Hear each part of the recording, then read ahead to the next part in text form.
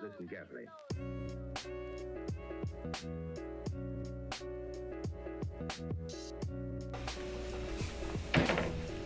Hey, what's up, y'all?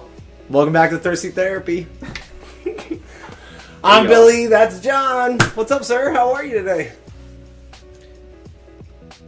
I'm very good. Very good. I'm excited to get cozy with some rye whiskey. You and me both. I think that's going to be awesome. Now's the perfect time of year for it, right? Like, everybody's feeling a little cozier. I'm ready for more spice and depth and richness in my drink, so yeah. We're going to start with a little bit more of a less refined original style whiskey with Rye Whiskey. It started off using rye as a mash bill not most often. Couldn't say that because we got Irish whiskey and we got Scotch whiskey utilizing barley. But rye was a really cheap, very, very cheap product to use to make whiskey with at the early 1800s.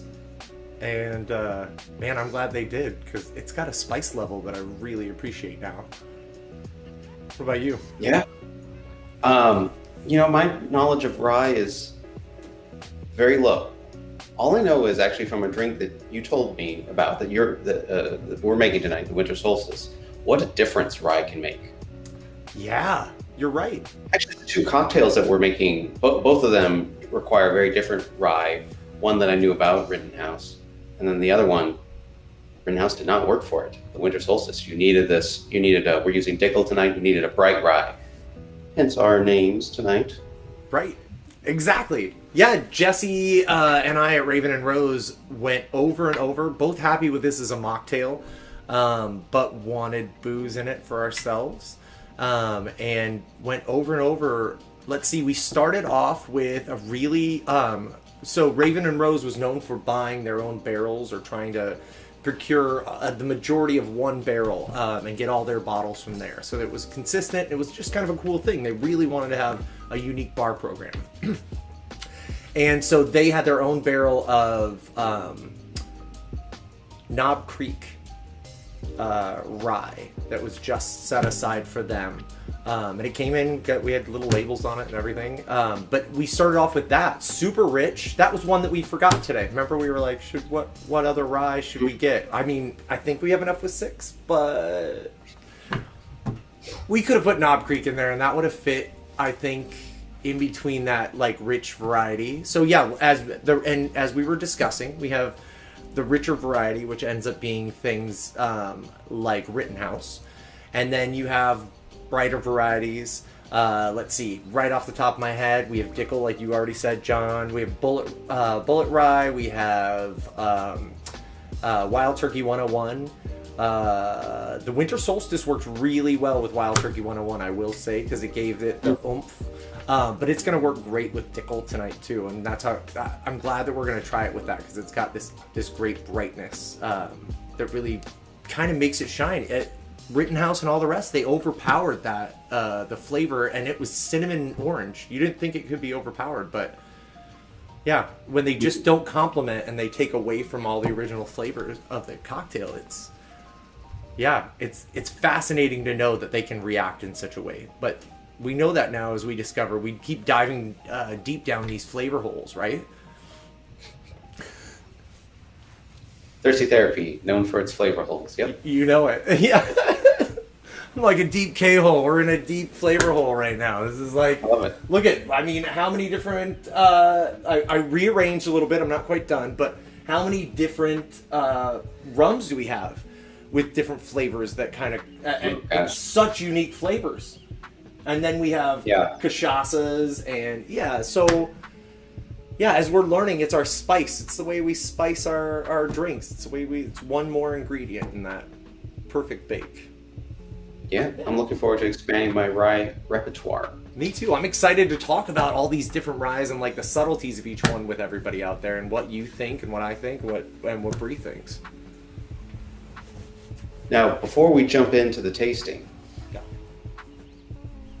can you tell us what it was like to be behind a bar again recently? It was so fun. It was so great to be behind a bar again. Making drinks for you and everybody out at Ransom Distillery's tasting room, or Ransom Spirits tasting room, at the Duck Pond Winery. Yeah, it was a lot of fun to launch their bourbon. I feel really good about how well it went. I feel really good about the cocktails that I made. They were really well received.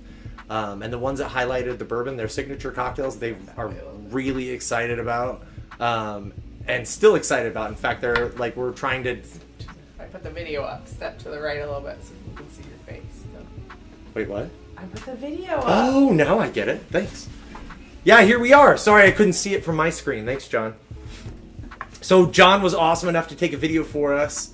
What am I making there? I don't know what you're making. Oh, I'm pouring in... I was making John a Geezer Old Fashioned. So Geezer is their Old Tom Extra Aged Gin that I'm a big fan of, that they made with David Woodrich, the bar historian, and so I paired that with a rich panela syrup, and that panela was super rich, and it took a long time to pour. But John, I don't know, I'm digging the flavor of it and the richness that it imparts without being like grossly sweet. Did you appreciate what the panela did for the cocktail? Oh, I mean, I love the drinks you made me, and you even gave me some patella. Was it panela sugar? Yeah, panela. Yeah.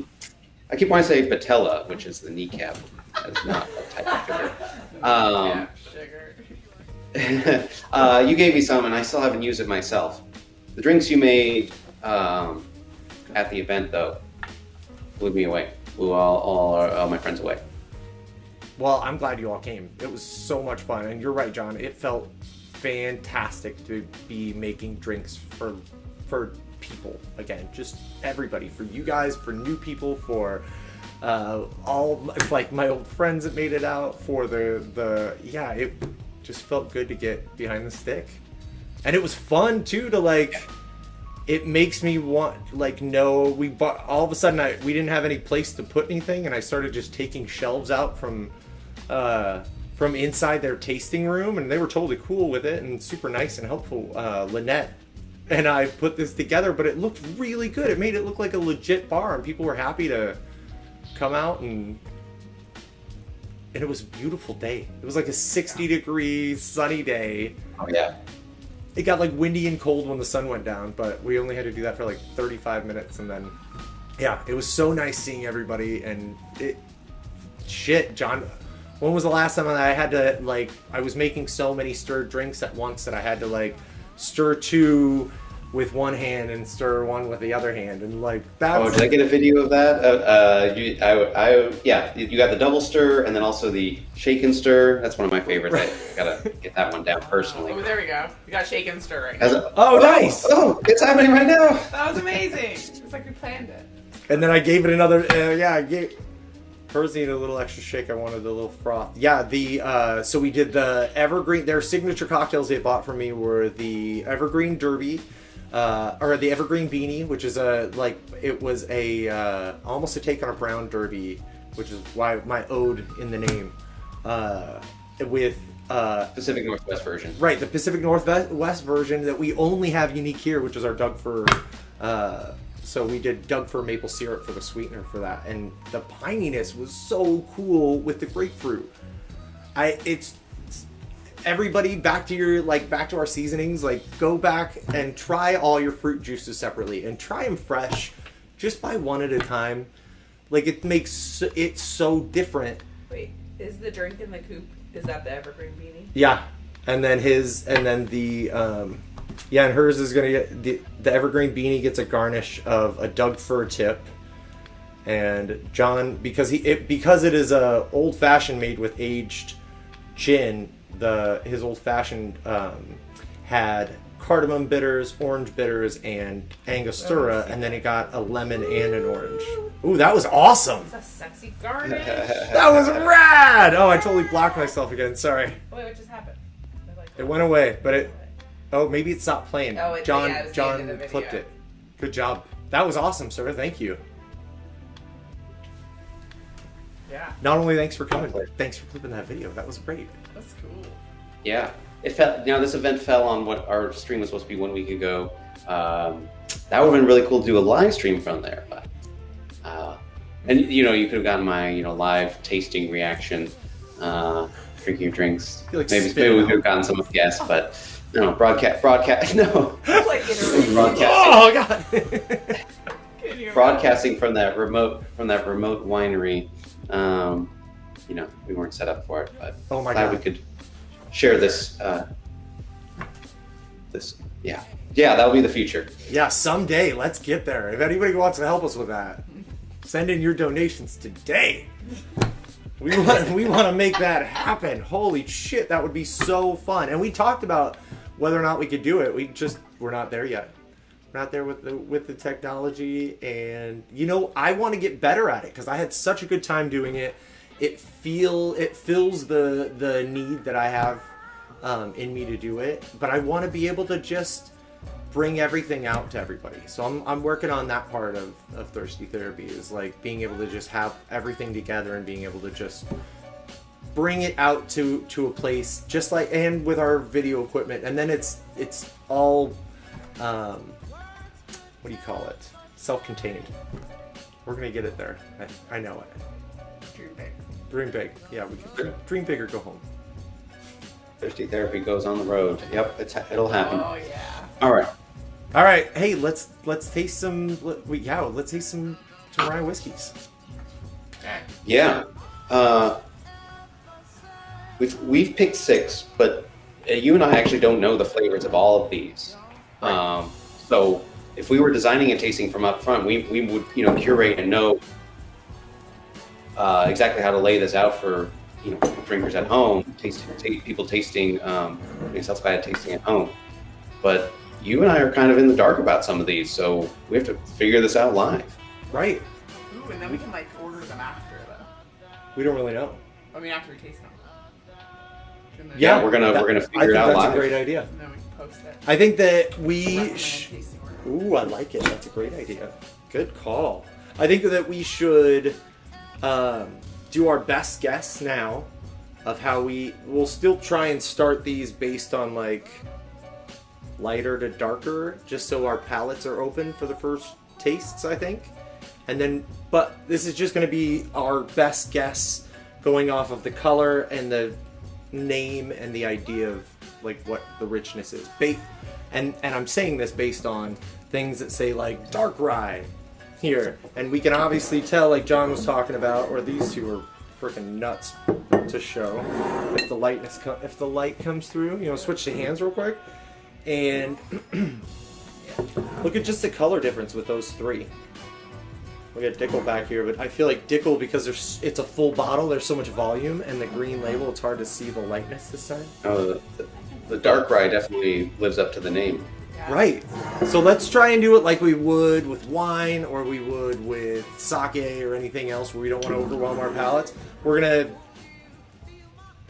guess. This is our. Let's do a hypothetical start. And the reason you do it from light to dark is, Well, just like you would with strong flavored sake, strong flavored scotch, strong flavored anything, I believe, or various flavors. You're always going to start with the lighter flavors so you don't overwhelm your palate. Just like when you and I taste bitters and things like that, you know, John, after you taste 6 to 10 bitters, your palate's shot. It's had so much flavor thrown at it, it's hard to really kind of sort through the notes. yeah. So that's why we should do it for this one, because if we started off with the dark rye or the Rittenhouse, the richness and the spice levels are going to make these seem so much more harsh, so much drier, and yeah, just cheaper with a different bite to them. And that's not really fair, because technically this one's more expensive than this one, right? And look, here's another thing that I think is hilarious, or not hilarious, interesting, is that even the lightness color can't tell us, and I think this might be jumping it around because this is a double rye. However, I have drank it, we've made drinks on the show with it, so we do know that it is on the lighter side of ryes. So I don't feel bad putting it down here. You see? Okay. What does that mean, double? Double rye. This double should be that it's a blend of straight rye whiskeys. So double means blend. 2 rye whiskeys, both a minimum of 2 years, source of multiple distilleries. So they're blenders, kind of like this is my first bottle, by the way, of High West. We had it at Raven and Rose too. They are blenders, kind of like Compass Box does with Scotch.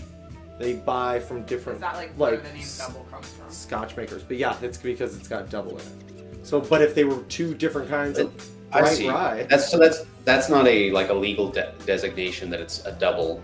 That's just the thing they did with this one. right? Okay. Adds just enough. Yeah, there's no, and technically ryes could be. You could have an entirely rye whiskey. They could be rye and corn too, but they should be all rye. Let's see. This one, in fact, says caramel adds, the older rye adds just enough caramel sweetness and woody vanilla richness to this to calm the bite of this younger rye. So we'll see. Bold, balanced, complex for Manhattans and old fashions. Well, let's put our money where our mouth is. I can't wait. Sweet. Bree, do you want to share in the same glass with me, or do you want to have your own glass? It doesn't matter. All right, let's do separate glasses then. I think we have enough. Yeah. And we shared some of these bottles, so I have to. My bottles don't look as cool. John, thank you. I have the exact same thing. You got the better camera. We should, the bigger camera. We should show that. Oh. Thank you for sharing. I appreciate you. Great. You know what? If we're lucky, we'll be able to just share these cameras together here pretty quick. Open. Yeah. Right? Working out of the same space. That'd be pretty awesome. All right. That Well, would be nifty someday. right? Somehow, somewhere. All right. I am doing a variety. Ooh, this is exciting. A total. Now we discussed like whiskey glasses, like Glencairn glasses, but you said you want something more open for this one. I You did. want to get your nose in there? I do. I think I'm probably the worst rule follower when it comes to like drinking out of the correct vessels, I think. However, I really appreciate how I can enjoy a drink or especially straight alcohol. I really like how I can taste it and kind of get it in my nose, and it doesn't seem to have the same kind of bite or harshness to it.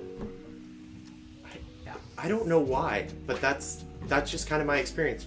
Drink out of what you want, really. If Glencairn's the right thing. I just saw the other day, in fact, this is a Glencairn glass. But yeah, it's meant to, in fact, it's meant to help you smell things, but I just don't know what it is. I don't enjoy it the same way. Gets it all foggy. Maybe I'm just steaming my whiskey with my... No, I just really appreciate that I can have my mouth open and I'm not sipping it necessarily. And getting that all up in my goodness. All right, but enough about me. Bree, I'm gonna go. Lightest is gonna be closer to me.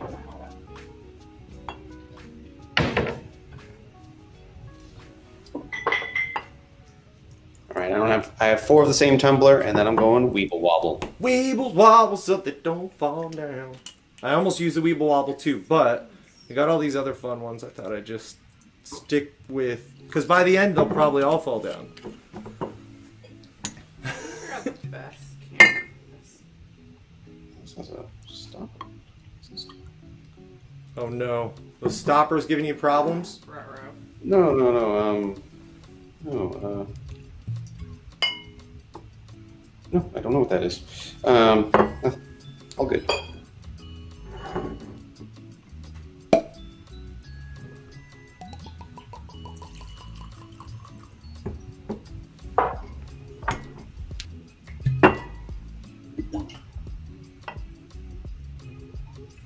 So really that far right glass nobody can see.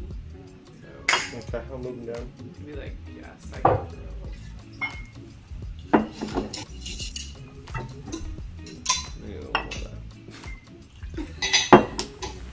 The noises are really Click, bloop, bloop, bloop, bloop. Well, it depends on the bottle too. It's funny how, like, the dickle. Tartarks wants to know if tasting from a shot glass will totally ruin this part. I don't think so. No, I don't think so.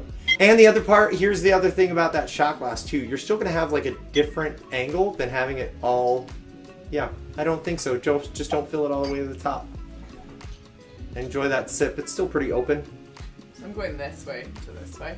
Yes, you are. Also, welcome in, Tartarks. Yeah, hi Tartark. Glad to How have are you? I'm sorry. I'm very project oriented right now because I forgot to fill Bree's glasses as I filled the rest.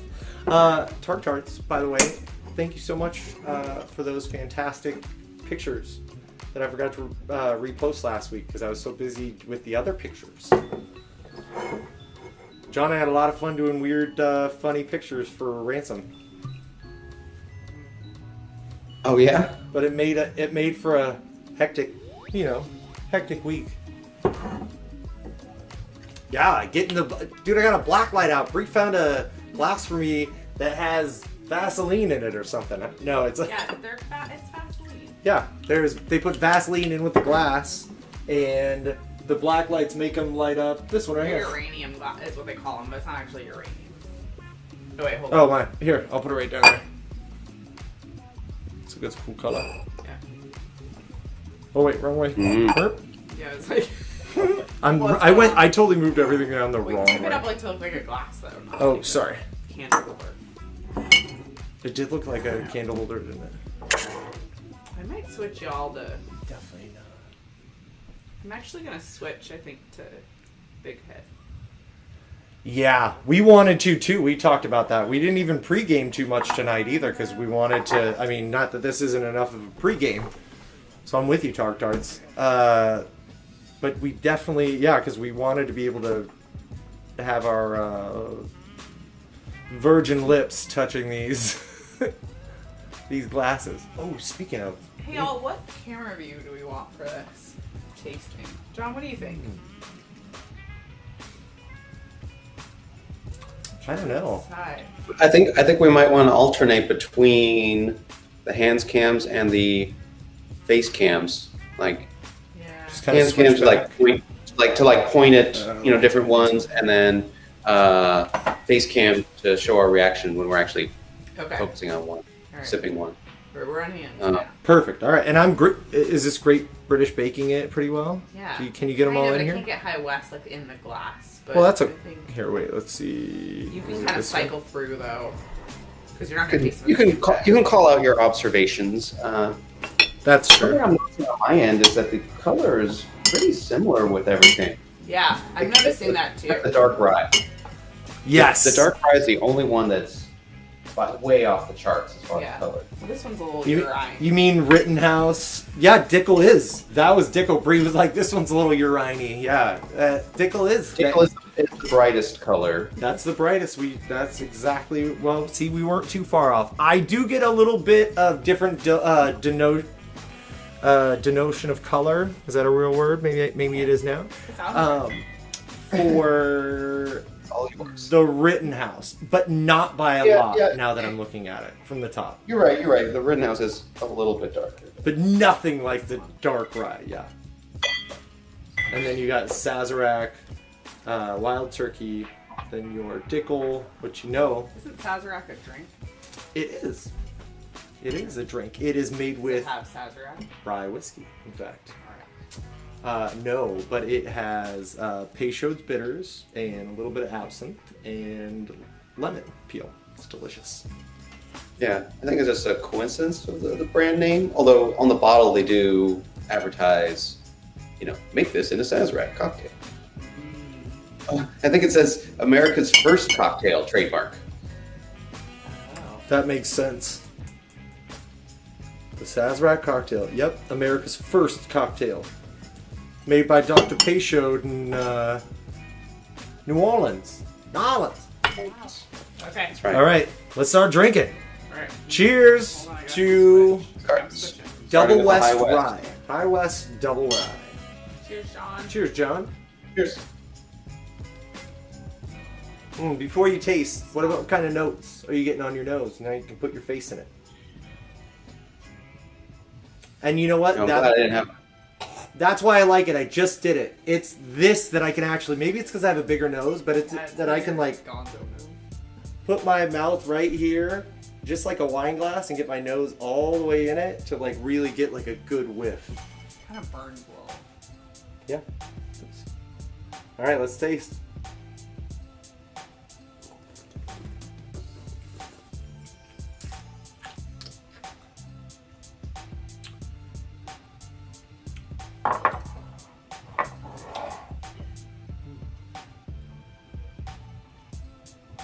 We didn't talk about blooming these either. What's that? That's it. No, it's adding a few drops of water to each one of them so that it gets out it kind of blooms the flavor. It kind of gives you the idea of where the distiller was trying to what he intended in the long run. You have some. Is the Yeah, idea. it's fascinating. I think to try it straight out of the bottle, 20 minutes after it's just been sitting there, straight out of the bottle, and then again a third time with a couple drops of water. 3 different experiences. Okay. Yeah, absolutely. I don't know what I'm. In fact, a distiller from Japan once told me that. From Japanese. Should we Japanese move on whiskey. and then compare? 'Cause Yeah. I don't know what I'm tasting. Well, let's just go all the way down the line then. Okay. and then we'll just kind of see, I'm, and then we'll I'm come with back. Bree. I don't have many specific notes on that. I don't know.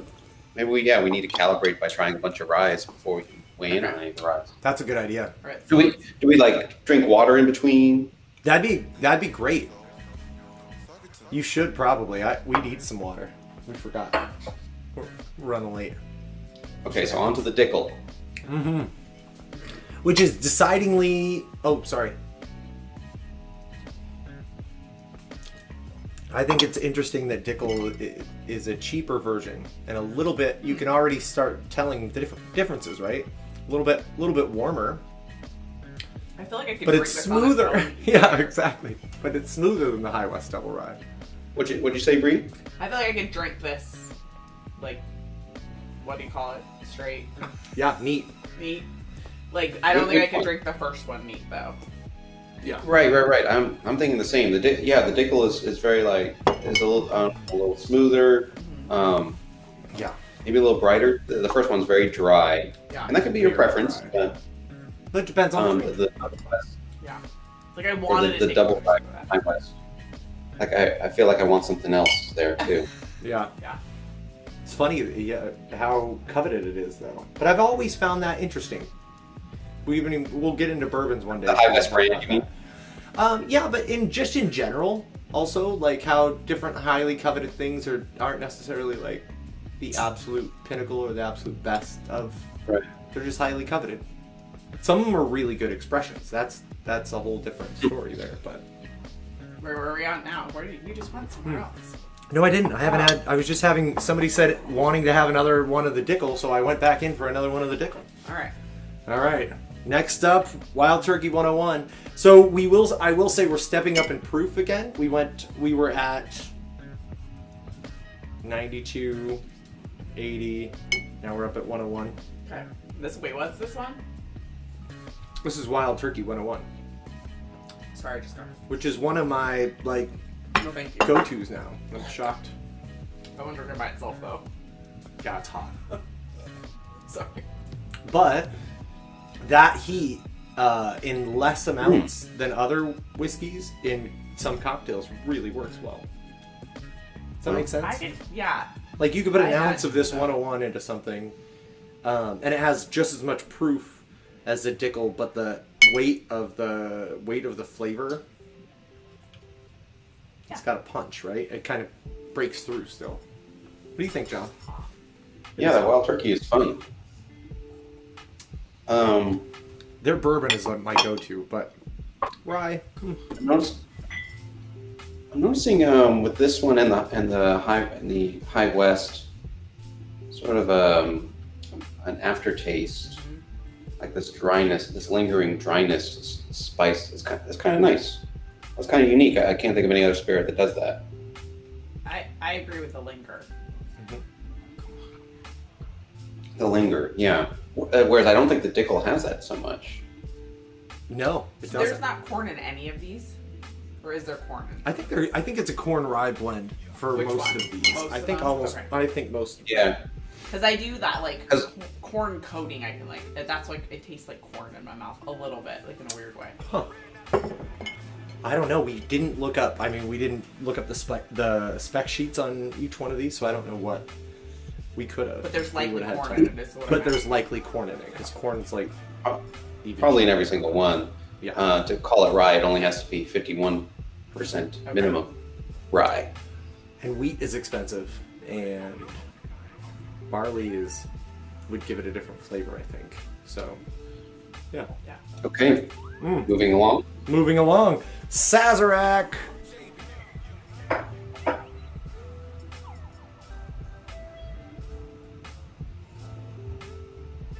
This one smells sweet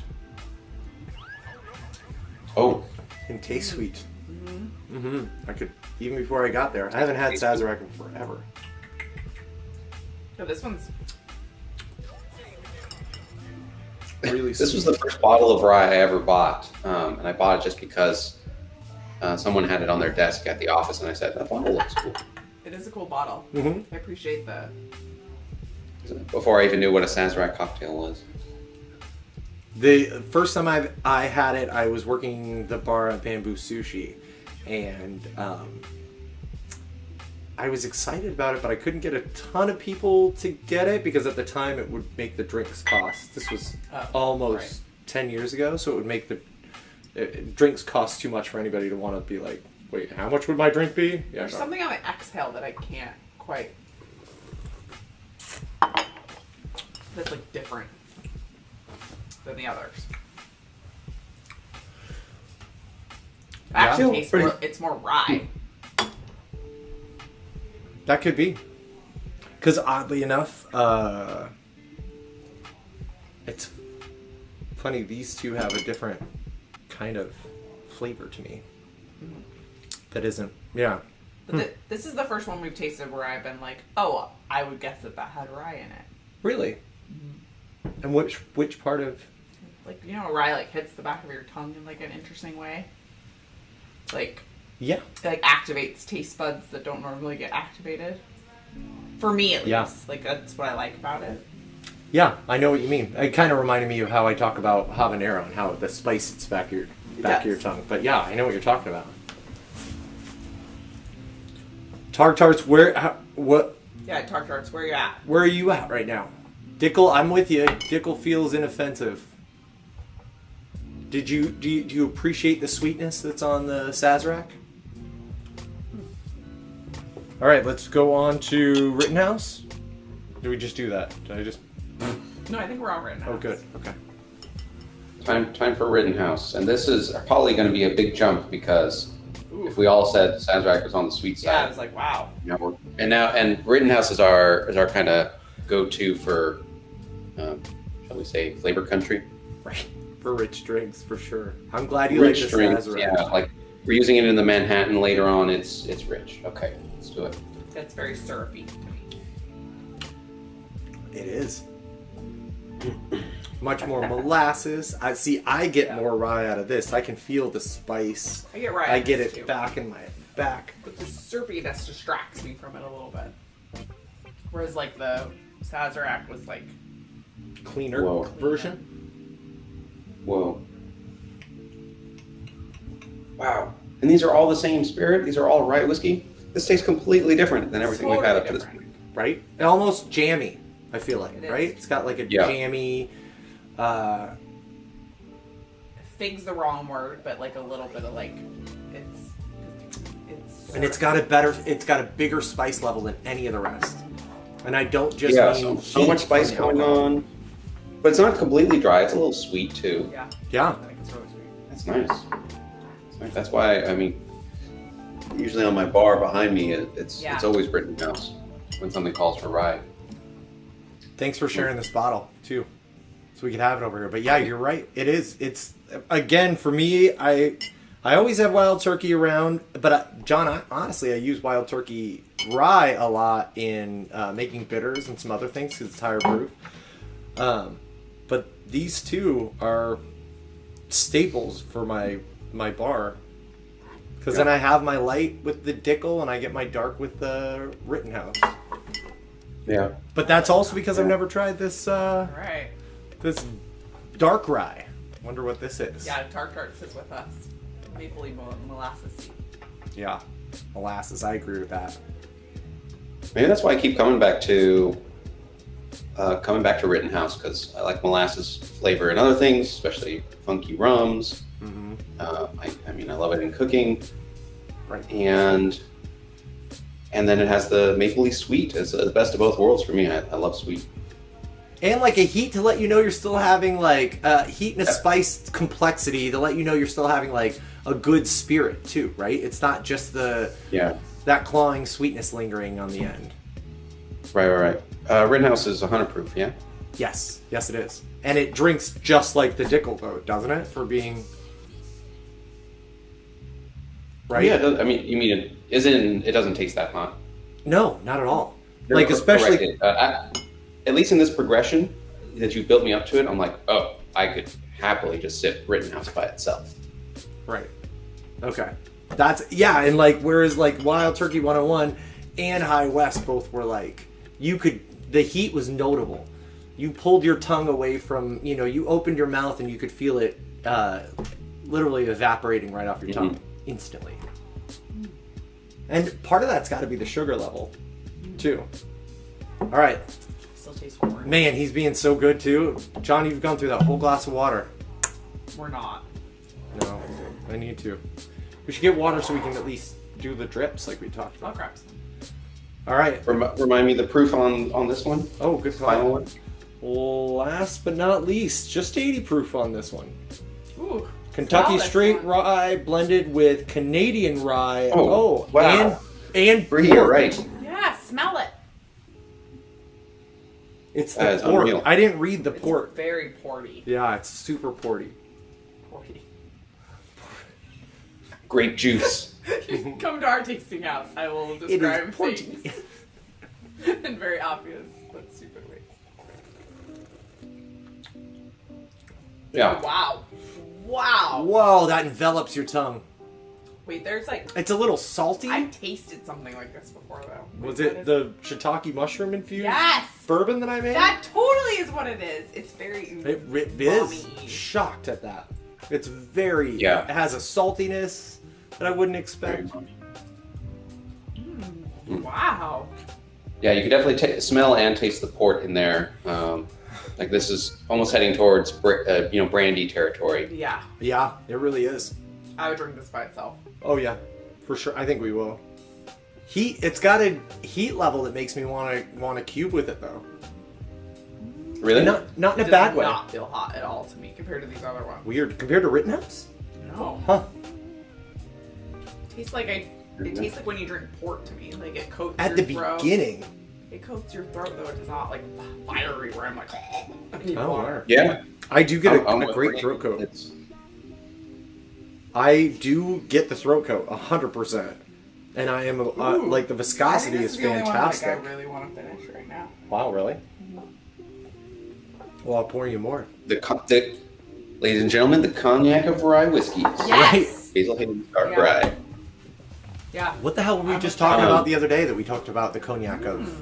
Oh, we were talking about bourbons, and I was saying that I thought that Woodford Reserve. We were just talking about that today. We're gonna and to connect that, we were talking about we gotta have like a bourbon night. Like, we haven't done a show exclusively dedicated to bourbon, one of the most popular liquors in America lately. And I was surprised that you said Woodford you never mix with. You kind of leave it alone, like it's nice on its own, like you would drink a cognac. Yeah, for some reason it always has had. I don't know if it's just a fancy ass bottle or what it is about it that gets me like. But yes, I'm just. Yeah. I feel like it's a richer, sweeter, thicker kind of. Yeah, I wouldn't. And so same here. Coming back to the rye, this really sweet Basil Hayden rye, dark rye, port. This is your first time trying it, right? Yeah, haven't tried this one at all ever. Do you? I guess I should defer to you. Would you mix it in something? Is that where your mind's going?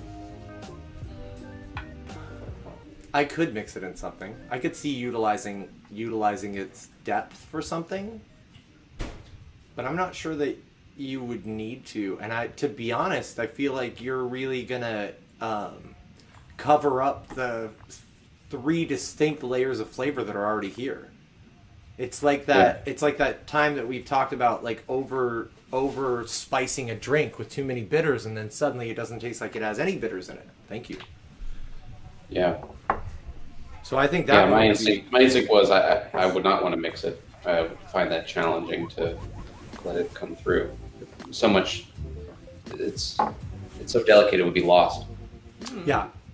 I will say that because you know me in loving the challenge, that my first instinct was like, I'm curious what it would taste like as 2 things. One, the first one was a bijou. I never get that right. All right, I'm never really sure, so I always say it both ways. Which is the Jewel, right? An old cocktail, which is going to be part gin, part green chartreuse and part sweet vermouth. And they represent diamonds, they represent the rubies for the sweet vermouth, and green chartreuse represents emeralds. There it is, there's a jewel. But reversing I'd be curious about substituting this for gin and having those umami rich notes come through. Interesting. With the brightness of the kind of strange herbally brightness of green chartreuse. It's got a little mint in there and tarragon. But I'd almost insist on it being with like a boring ass vermouth. Like a really one note vermouth. You might be able to skip the vermouth with the flavor that's already based in here. Interesting. Yeah. Anyway, kind of want to add a drink to the agenda, right? Or do you? That sounds like a challenge. The other thing that came to mind was do you remember the variations that we were making last week or a couple weeks ago of the Negronis, and we made the one with Maletti and Bergamonto, correct? Is that right? Yeah. That you could take those two ingredients, I think, in a similar way. If we said no actual sweet vermouth there. Right, 0.75 of each one of those, and then 1.5 of this. I'd be curious to know what it tastes like. I don't think it would taste bad. You might get there and be like, just like we said, it's a waste of this unique product on its own because it might be just as good with Rittenhouse. But yeah. So I just looked up some drinks, and there's one that's like the Red Hook, which is rye, maraschino, and Puttames. Oh, hell yeah! We got them all. Yeah, we should try that. Sounds great. Wait, so that's specifically for the Basil Hayden dark rye? Just for rye in general. But I was like, oh. Yeah, I suppose. Red Hook would be interesting with this one, actually. Yeah, what was it? Maraschino and what? Puttames. Huh. Well, Puttames is coming up later on the show. Right. I feel like Puttames is going to be the overpowerer there. There's one called a Tootsie Roll. Let me see you Tootsie Roll. Yeah. Sherry, chocolate bitters. What kind of sherry? Pedro Jimenez. We have that. Yeah, sherry. All right. Well, let's see how we roll through. Let's see if we're even moving by the end. Everybody. I know. Anybody out there can encourage us to keep going. I think rye is such an underappreciated spirit. Like, I'm so excited to that we have Winter Solstice on the agenda, and then Black Manhattan. Great features or drinks featuring rye. Great way to say, oh, rye really makes a difference. But I'm glad you're looking this up, Ree, that there's all these other rye drinks. I think it's kind of unappreciated. We could have had like 6 cocktails on the agenda, maybe. Oh. Or like undistinguished too. Like I think people just like get those drinks and they don't really appreciate what it's rye. Right. You know what I mean? Yeah. Just don't know. Yeah. It's just a brown spirit. Yeah, it's a brown. Yeah. That's true. I don't think a lot of people understood that in some places. Like, why are you picking up that bottle instead of this bottle? Yeah, I've had that before. So, back to this tasting though. What do we do next? Rearrange things? I think you picked a pretty good order. Yeah? But now I kind of want to go back though. Can we go back to the beginning? I'm going back to the beginning and then rearranging, I think. What do you think, John? Yes. I think some things have to flip. Yeah. I think the order is like maybe 50% correct. I think this. Yeah. Okay. All right. So, what do you think first, John? What's your first move?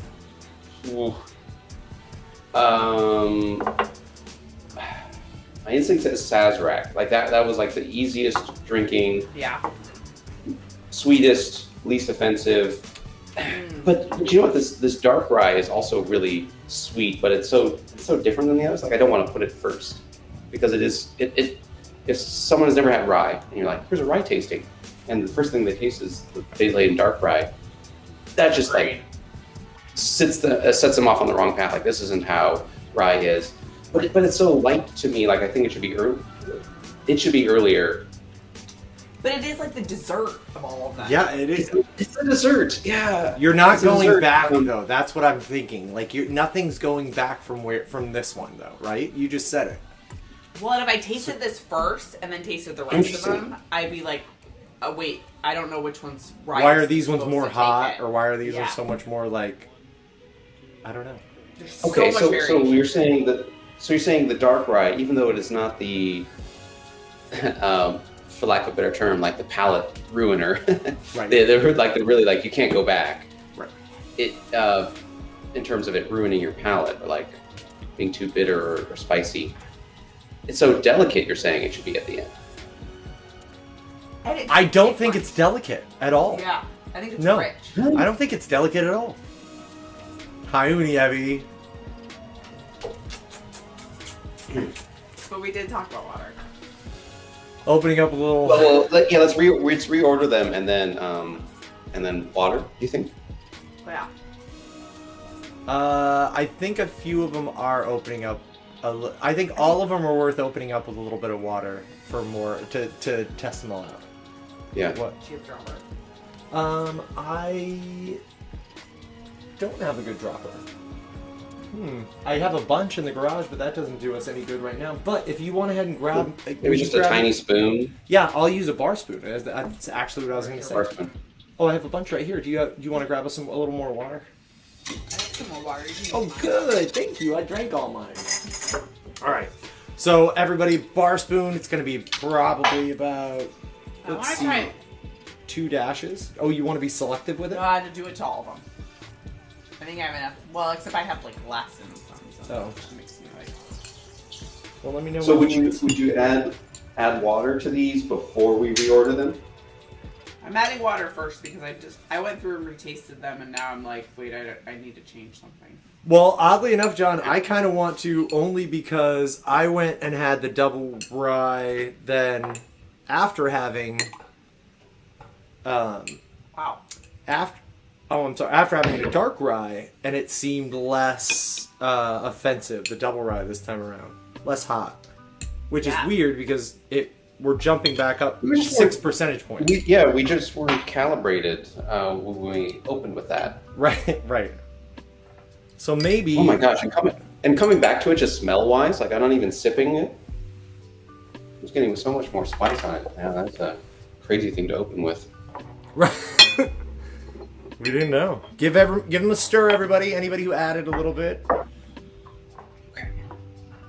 And really, you could, worst case scenario, if you only are working with shot glasses, tarts, grab a shot glass, stick your finger in it, and just get a couple drops right out into the other shot glass. If you want to be more precise. I'm not always that fancy. If I'm not at the bar, I don't have to be. I can use my finger to drip some water in. You're only one drinking it. Right. All right. And here it's not really the amount of water. I mean, a few drops. It's just The high Just west seeing how it ones. changes things. And you can be Sorry, you more cut, John. accurate. Say that one more time. I didn't hear you.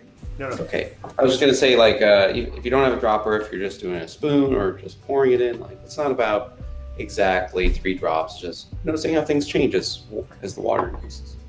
Yeah, it can be half and half, and you'll already notice, and you'll be able to taste things. That's the whole idea: is that your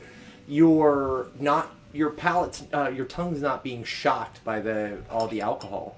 I mean, alcohol is in itself, like when we put rubbing alcohol on our hands, it's going to evaporate, even in the not so hot, more syrupy ones, and that kind of shocks your taste buds and shuts them off. This allows them to taste things that other layers that were hidden back there behind the heat. I'm just going through and smelling them all, and you can even get different notes. Have you had a taste of anyone yet? John, are you ready to dive in? Let's dive in. What are you starting with? Well, I'm starting from the beginning of our original order. Okay, me too. Wow. It was like chocolate on the last one then, suddenly, just on the nose. We'll get back to that, though.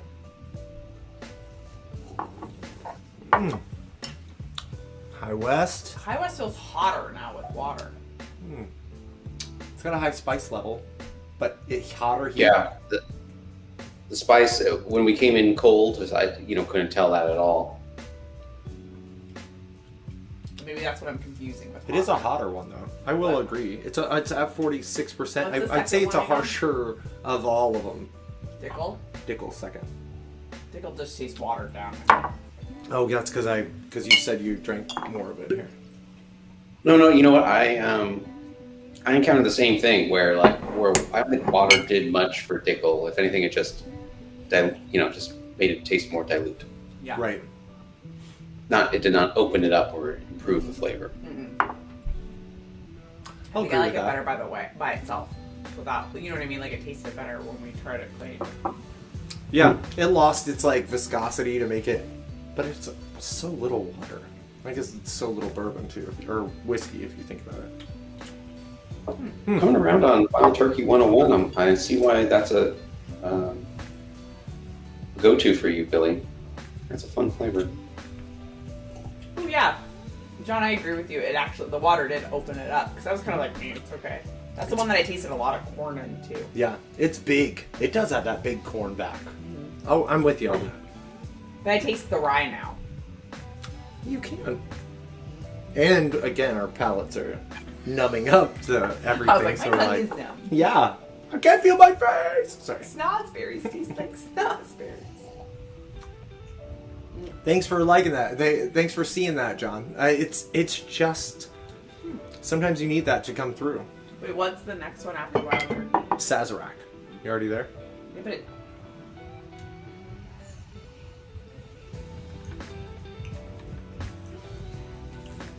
Oh man, now I wish I had one without the water. The water, because I was like... Just see if you like it as much. What do you think about the Sazerac now? Tarts, did you add any water to yours? Did you do the finger drop technique or the, or did you have a bar spoon?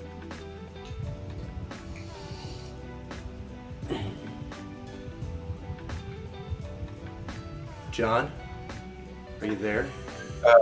Just a question about Sazerac. It was. I moved on to Rittenhouse already, but Sazerac was similar to Dickel, where I was like, okay. Water is no value added because its flavor was already so light. Okay, I was with you too, because I was like, I feel like I liked this one before, and now I feel like And so I moved on to Rittenhouse, which is, I'm biased. It's my favorite going in. I was familiar with it. I'm not sure that I like adding water to it. I wouldn't say it didn't do to it. I just remember it just, sipping it straight earlier, it just was, pow, Rittenhouse.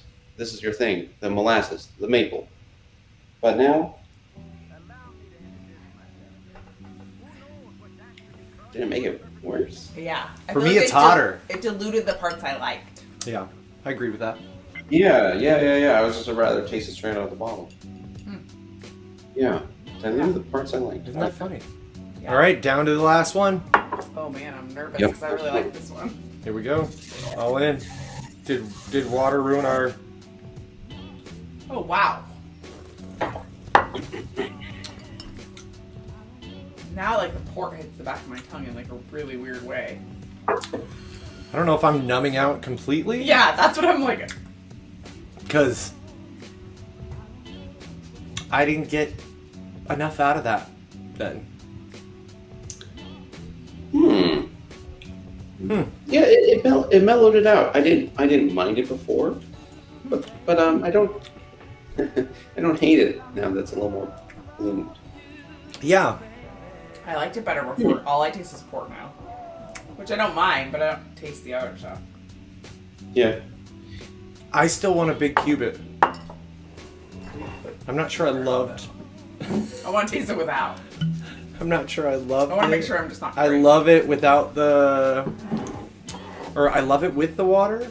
I'm in between right now because I don't get as much salt and Mm-hmm. that I Did you refill yours? No, not yet. Try mine. You do. It tastes totally different. It's more the jamminess is there. I only tasted port. Like Weird. Those port barrels put a lot into, or they took like a lot evaporated. rest. A lot evaporated. Yeah, but when you add the water, the grapiness comes out a lot more. That's weird. It's like an Old Tom gin versus a regular gin. Which I thought the only difference was the barrel aging. Yeah, or I'm almost like Old Tom to the geezer. Even more so. I feel like that's a more accurate description. I feel like it. Right? You have richness, but the richness is just It's more balanced, right? weird. But it's so funny that I still want. So it's interesting though that when I taste Breeze again, full strength, I still want to have the refreshing cuts of a little ice melt here and there to kind of cut through. Yeah. Again, everybody knows me well enough to know that I'm all about the like experience of like the feeling, the viscosity, the flavor, all the things. It's that perfect bite, like when you're having a great meal. So it's that I want just all of a sudden I want a little bit of fresh cold water to wash away every sip. And cold brings out the salt, and I think you like the solidity in it. So I really like your the solidity. palate's like craving the solidity. That makes sense. Do you want to know? I almost just had the weirdest. I went to the dentist a few weeks ago, and I was like, it's like a rinse out when they like rinse your mouth out, and they've been running the little polisher over your teeth. It's a little salty, and then all of a sudden you get that spray, and I was like, relief. Yeah. That's the only I could see this. In Like fact, going tomorrow to the night, dentist. right? Going to the dentist. Tomorrow night, that's what I'm doing, or maybe later on tonight. We'll see. Dessert, I'm gonna do this with a BFC, and That's just like dessert. yeah. John, what were you looking at in the corner a second ago? What was I looking at? Oh, man, just got a buzz on my watch. Oh, you like looked by the door, and I was like, is he planning something? What's happening? Yeah, were you gonna walk in with like your What's happening? stunt double? No. I'm always like if I get a buzz during the stream, someone texting me and say I have like a booger on my face. Oh my god, has that happened yet? I thought you were like looking at your bottles behind you, so I was like, is he having Would like you a wild, tell me- crazy idea? Would you tell me on the stream if somebody buzzed in and told you that I had a? Oh, you know that what? had I a did. booger on my You know face? what? Okay, you know what? I did have a crazy idea though. Okay, see? See, that's I where he's feel like looking that's what he again. did. Okay, I'm glad. Yeah, you prompted me. Wow, I did so unconsciously. I didn't know it was me having a wild, crazy idea. But you know me well, Bree. So my conclusion on the whole water thing here is that it was very little. It wasn't a huge ton of value in most of these. Maybe the double rye from High West I liked with water, but the rest of them it either made it the same or worse. Agreed. And then I was looking at my Scotch collection, or at least the Scotch I have on display, and thinking how, in my memory, this is many years ago when I had a Scotch tasting, how much does a few drops of water change that, the bloom? And I was wondering, am I crazy or have my taste buds changed? And like you don't perceive it as much. That's where I went off. You don't perceive it as much now as you used to then. Well, he's just wondering if you redid it, I think. If you redid your Yeah. I was wondering if is this rye? Are these ryes just excuse me. like don't go well with water, or don't bloom like Scotch does? Maybe maybe we're way off. I think we should Maybe go I'm with Scotch. maybe I'm way off, and maybe it's just supposed to be Japanese whiskey because it's like Scotch, and maybe you're not supposed to do that with rye whiskey. I don't know. Mooney Abbey, though, recommended it. Too. Joel, she's curious about it, for sure. But I agree with John. I think none of them, except for the High West, I will got say I'm better. shocked about that, to be perfectly honest. The High West was the only one was like, wow. This one Notably tastes better. The Yeah. rest of them I was like, Rest of it them I was tastes like, worse. Or okay. Or just And like, Rittenhouse, weird. I missed And the most. And Dickel, I still actually, to be honest, Dickel seemed to change the least out of any of them. Oh, I disagree. And for me, it just got worse. Yeah, Dickel Oh. And I thought tasted worse. it was fine to begin with. Yeah, me too. I like Dickel to begin with. Mm. And then when Well, I was just going to say, I just think it got hotter. I taste more alcohol and I have more burn from it. Yeah, and maybe it is. But I was saying that like otherwise all the rest of the flavors stayed the same. Whereas these ones are notably I taste more Wild Turkey 101 and Rittenhouse suddenly with the water in it. Which is funny because we're gonna make some cocktails that fucking dilute the fucking rye whiskey. So what does that say? What are you using? That means we might need to change our tip and only do undiluted drinks with rye whiskey from now on after this stream. Maybe. Right? We've had practice with these. The cocktails turn out well and people seem to like them. So, but I don't know. Maybe we're rethinking our formula here for rye whiskey, John. What do you think? I don't know. I wouldn't, let's see. It's the blooming, the few drops of water. You don't want to bet the farm on it? Yeah. Still open for... It just changes it when you are drinking it solo. But in a cocktail, you got so much else going on. Like, I mean, unless you only drink rye in room temperature cocktails that you do not add ice to. Right. Which, you know me for doing a lot of that, but...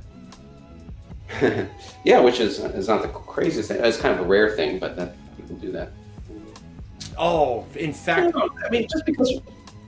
Go ahead. No, please. You had a way much well-gathered thought. I can't talk, but yes. No, I don't. I don't have such a thought. I don't know. I don't think it would change the rest of the evening.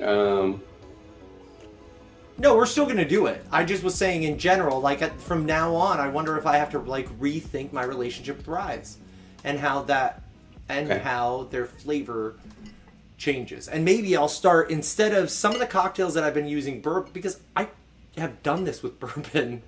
I've definitely done this with whiskeys and scotch, or Japanese whiskeys and scotches, which have similar flavor profiles, and Irish whiskeys. But I'm wondering though if some of the cocktails that I like to make that are a room temperature concoction of flavors, I wonder if those would be better with ryes now in this example. But that'll be a whole new thing for us to experiment later, right? Yeah. Maybe we'll throw some on YouTube. We'll do our homework. Right. We'll try to reproduce this experiment with water with a different spirit, and then we'll report back. Were we crazy? Are our taste buds different? Right. Or is this just rye? It's just generally like this kind of resistant to water. It's weird. I'm curious. Because I wouldn't have guessed that the High West was the one that like came out the winner of that diluted. And the thing that improves so much, by the way, is the nose for me. This is actually my favorite smell of all of these now that we've added water. What do you smell? We should talk about it and tell everybody, because the other now that we've shit on the other ones, we're like, nah. But this one really has a few distinct smells. What is that? It puts it. Okay, this isn't a scent, but when I smell it now, it puts in the image of stripes, like tiger stripes. Okay. I was like, but that's not. I don't know. That's not a scent. That it makes no sense. But that is. I'm like putting my armpits down, making sure I'm not getting any deodorant in my. This smell is so fun now. Like it is. So I get two things. I get like a really light caramel, like a taffy caramel smell to it. I'm thinking Werther's Originals, that like, and is that taffy or toffee? I'm sorry. And the other smell that I'm getting is freaking grapefruit. Suddenly, like a citrus. I think John has synesthesia. You like see a color. That could be. But tastes like the flavor blue. Tiger stripes. I think Tate has. None of the others. Yeah, I don't know. Just smell it. Are you tasting it? Or The others change scents. I smell citrus for some reason. I have a really like bright citrusy. Okay, hold on. I shouldn't have taken a drink. Oh my god, my brain got confused. Or cedar. It could be cedary smell. A cedar I get. Maybe that's it. Because I don't cedar taste it. to I don't me, smell citrus, cedar to though. me is like a citrus with caramel in a wood. I taste citrus. I You mean, s- I you smell smell cedar? yeah. I haven't made anything with cedar in a while, so that's why. Maybe I just like that. Maybe I like cedar. Bam. I'm gonna make some more cedar, charred lemon and cedar bitters, John. That I'll hook you up with. Those are good. Ooh. Yeah, I had a good time making those years ago, and I'm gonna make it happen again. Sold them all to Bamboo Sushi. They made all their drinks with them.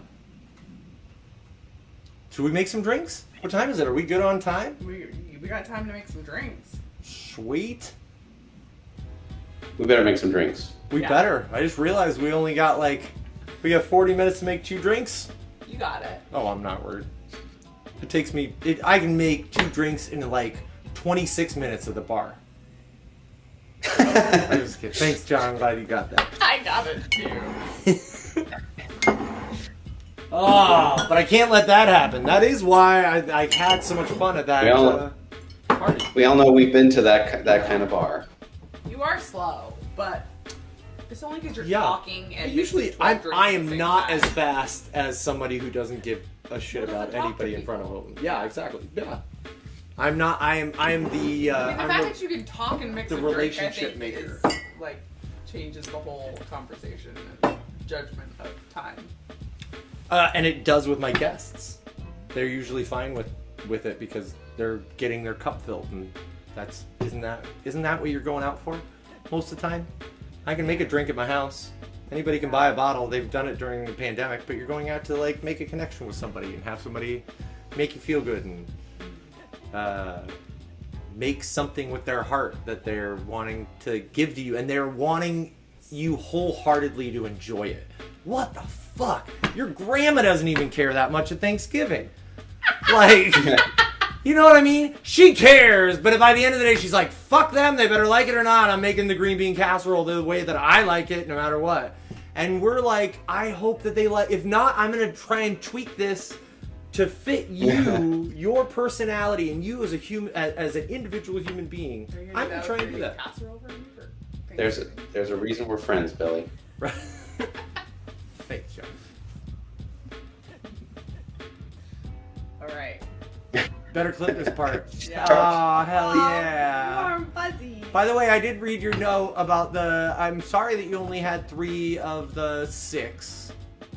I'm not sure the water helped either, but I'm glad that you just dove in with your finger. I really appreciate that. Don't be scared. Just like my finger. To replace the dark rye, go drink some cognac and put a drop of water in it after you. Yeah, do you have any That'd be cognac? Do you have cognac? I do have cognacs. I got a couple. They're up here. Now the cognacs are in this area in brandies. And then moving to scotch I'm bourbons. Partly kidding. It won't be exactly the same as this dark rye, but it'll be close. If you have a little PX sherry that you could add to it, then it'll really be closer. Oh, that'd be wild if you have any sherry. I love sherry. Okay, but onwards, we should move on. Yeah. Onwards and upwards. We better. Winter solstice, the shake and drink of the night. Yeah, I'm so glad that you put this one first because I forgot that we didn't even talk about that part. I was like, wow, I hope the winter solstice is first. I was just thinking that. Look, are they off camera now? Yeah. And I can still sample because I definitely need more. But I do need water. Is there any chance? Can you get the picture for us? Here, do you want to come through the bar? No. Come on, sneak through. Here, I'll move out of the way.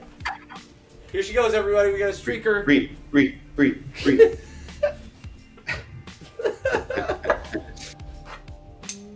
All right, John, do you have your sumac? That's the only thing I wasn't sure if you had.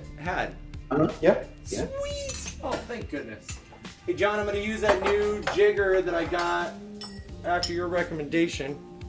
I used it, so I brought my regular set, which is this set that I've had now for years.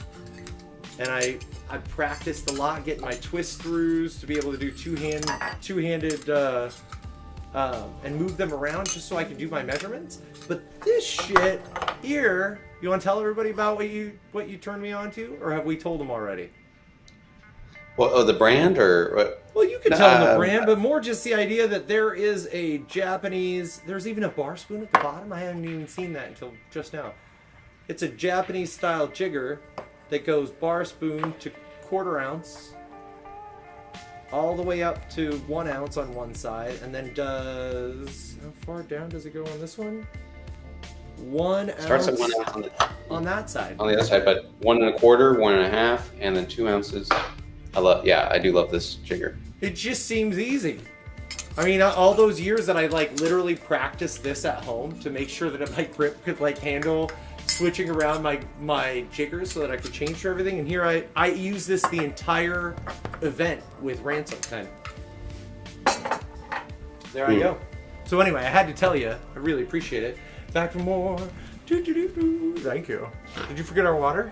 What? Did you forget our water? Oh, it's right there. Oh my God, I didn't even see it. Thank you. Get nice water. Water. All right, John.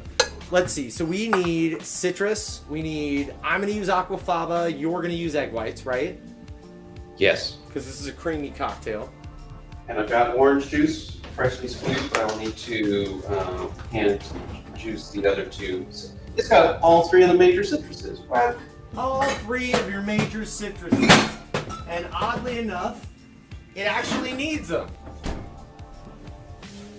It kind of, the one thing I appreciate about the people that I work with and the craft that we do, you have to know that, like, we actually try and make these more simple. We try and simplify our cocktails. We try and make these a little less complicated, is what I was trying to say. Thanks for laughing. Appreciate that. But sometimes you just need different parts of different flavors to get you to where you're going.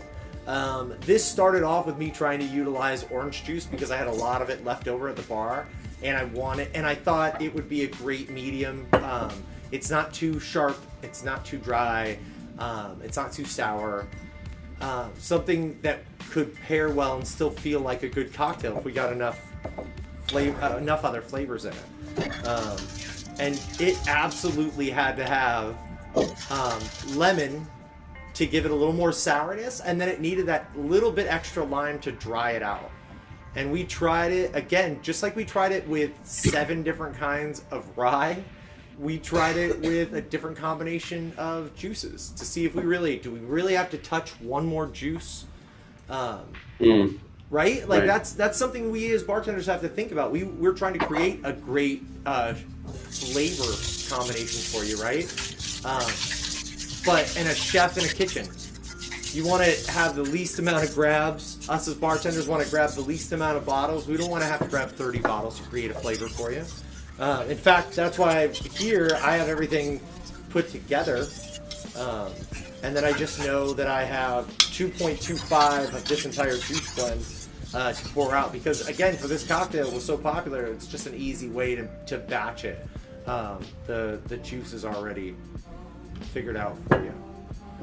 So, with that being said, the 2.25 ounces, oh, John, these fucking tops, man. I just snapped them out. Oh no.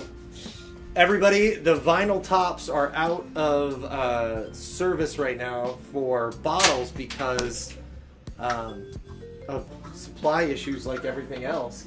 And oddly enough, I got cork tops and every fucking one of them almost is broke.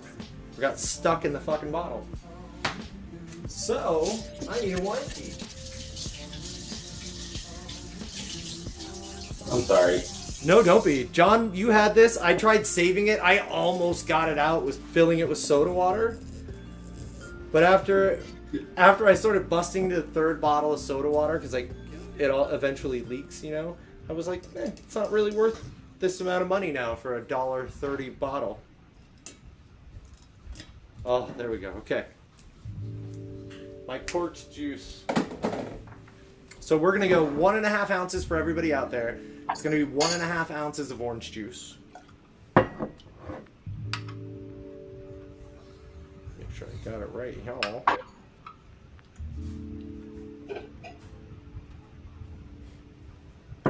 And you're gonna go, let's see, ½ ounce of lemon, John? I don't have the itinerary up in front of me. Yeah, that's correct. Thank you, because I have all mine mixed together. And then ½ ounce of lime. That's just enough to dry it out. Altogether, 2.25, like mine said. Next up, I'm gonna go Aquafaba. Let's hope. Anybody want to bet whether or not this thing's gonna pop off? Okay. Somehow tastes like apples. Yeah, I get that. It's because we associate apples with the cinnamon and the juiciness of it. I can see that. I wonder if the barrel aging from the whiskey actually adds to the apple part of it, or Tartarks, is it the apple part on the mocktail that we're talking about? Let me know. All right, so I'm going 0.75, or you can go, if you have egg whites that are already separated, go ahead and go 0.75. If you don't, you can go 1 whole egg white. John, are you gonna do the thing? I already did it. Nice. I already did it. I just did it now. I was like, this always takes me time. So, and then I put it into the tin, and then I measured 0.75. Sweet. And it was? Or was there a little extra? No, it was more. It was more than 0.75, but I made sure that only 0.75 ended up in the drink. Nice. Was it about an ounce? Does it feel like? Yeah, it was probably closer to an ounce, okay. Maybe an ounce and 1/4. I'm gonna try and gently take this one off and see if I don't crack it too.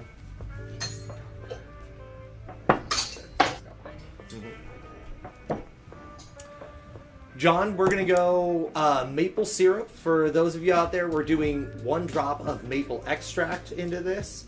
I have mine hidden away here. Where did it go? It is tightly packed. This is how I travel with it. Yeah, why do you pack it so tightly?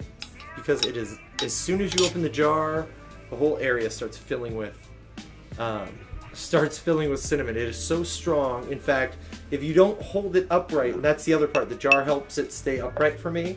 If you don't hold it upright, it can melt through cinnamon extract because it is distilled cinnamon sticks, or maybe it's ground cinnamon.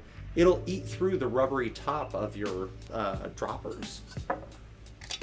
Yeah, and you can already get the cinnamon whiff, right? Oof.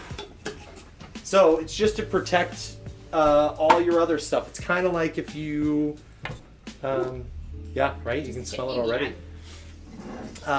You don't want everything tasting like cinnamon.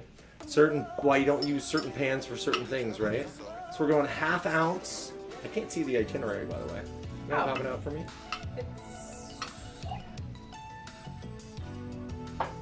We're gonna go ½ ounce of maple, which I already have my cinnamon in. I batched this out ahead of time. I actually made this for a mocktail at that Rainbow event. We already got it in that thing. In that shaker. Say that again. What's in there? So far, the cinnamon, the maple, all 3 citruses, and the aquafaba.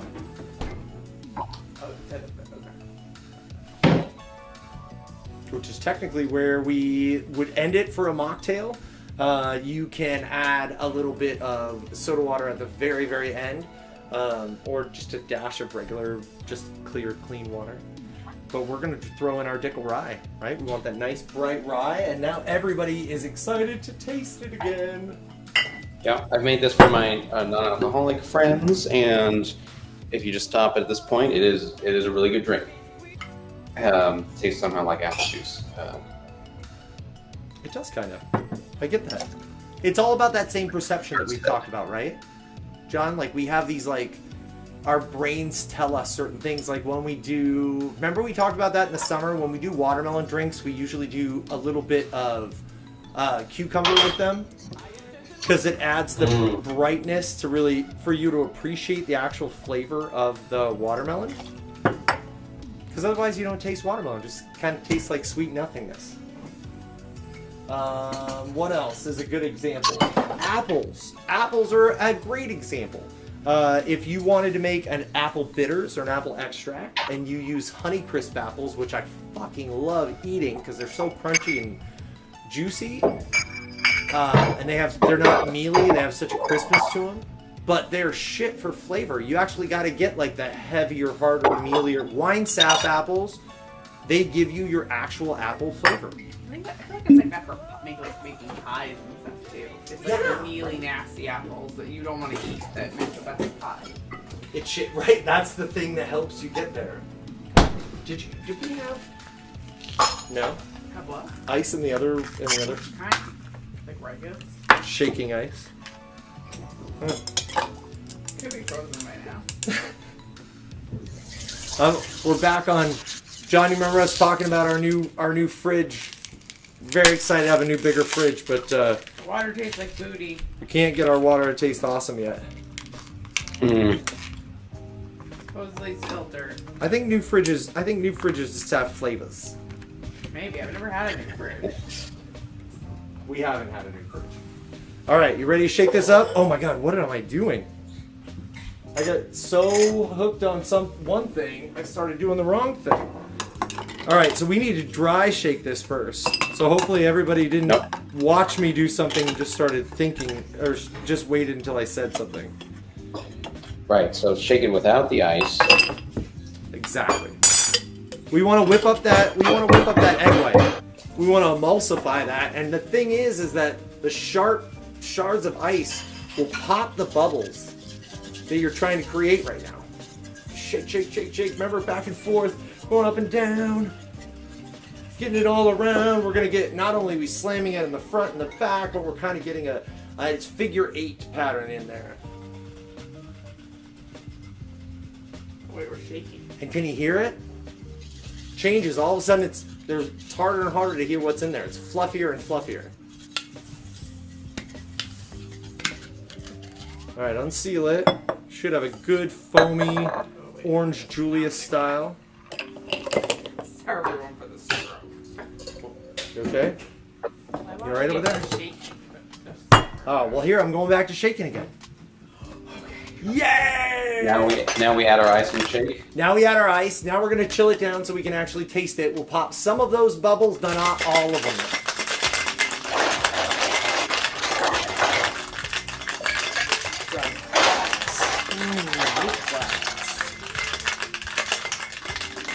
Use this fancy glass I haven't used yet. Got a fun one, though?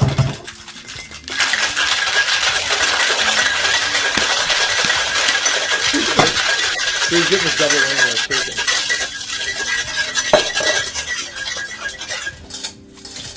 We're doing citrus, so we're going to double strain. Plus, it's going to help our fluff.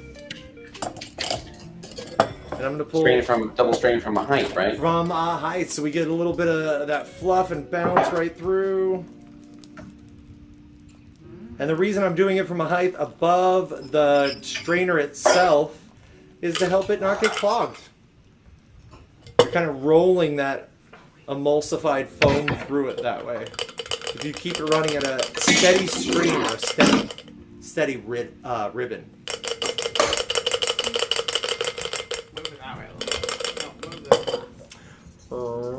This way. That way. So pretty. Thanks. Alright, it's fluffed up. Get these goodies out of here. Now, we have a sweet, rich, and cinnamony, spicy cocktail here. I want something to offset that. So I want a little bit of sour, a little bit of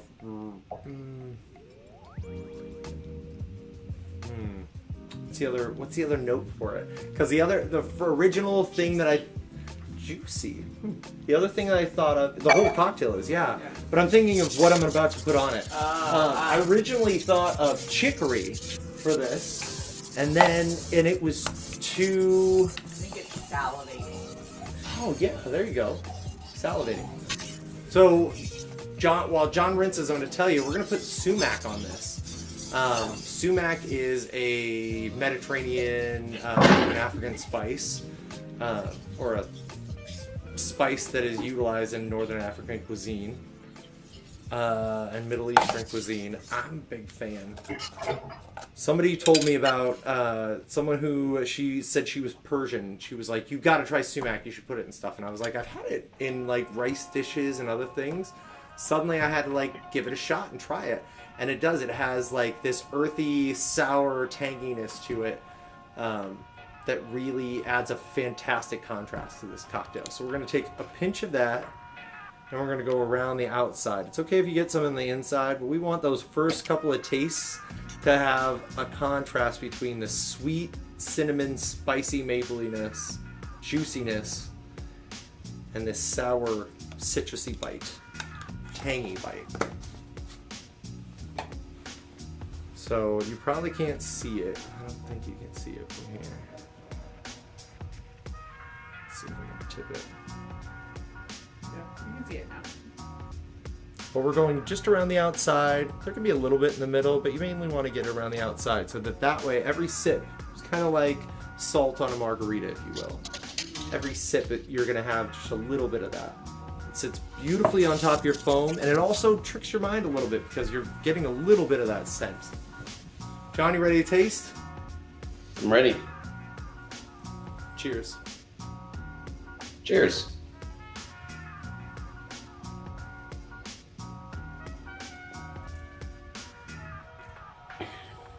That's a good drink. Thanks. Tart's fucking appley. What can I say? It really is. I'm not bullshitting. No, It really always does it. But that sumac on top, that's so fun. That is. I think that you think that helps give that appley tang to it for us? I think that's involved. Yeah. Because it's got that little sharp bite that you get when you have apple. Yeah, but the sumac on its own, I don't know if I've ever used it in cooking.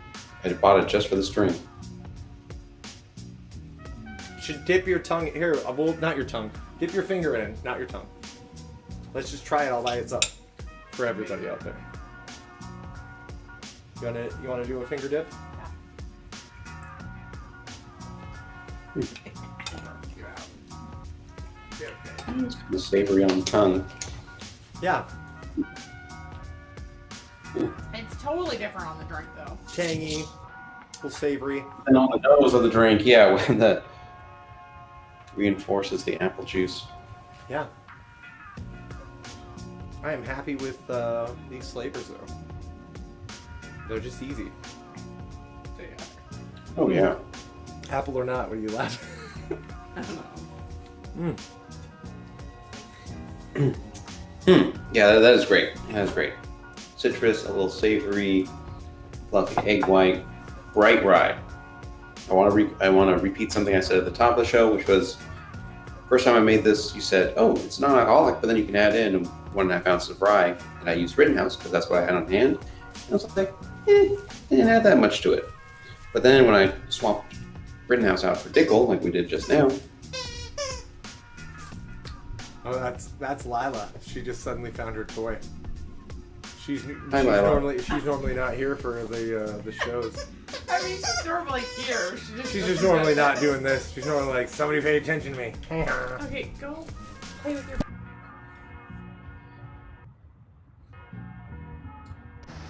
Oh, she did.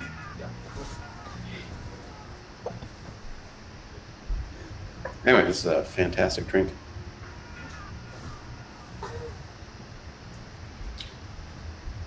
Thanks. Oh, I'm now on. we're on. Thanks. Can you hear me okay? You're John now. Oh, now I can. John, you frozen? No. There you. I'm back now. Hi. Sorry about that. Our dog knocked out the Alright. microphone. The dog knocked out the microphone. Yeah, that's okay. She's sweet. She's a sweet dog. She just really wants to play. She's like, hey, you guys are home and you're not playing with me. There's something wrong here. Remember a few weeks ago when Facebook and Instagram were down? That would be so cool if the story behind that was that the dog knocked it out. They should have just said that. Because otherwise everybody was just like, you guys are stupid. Uh-oh.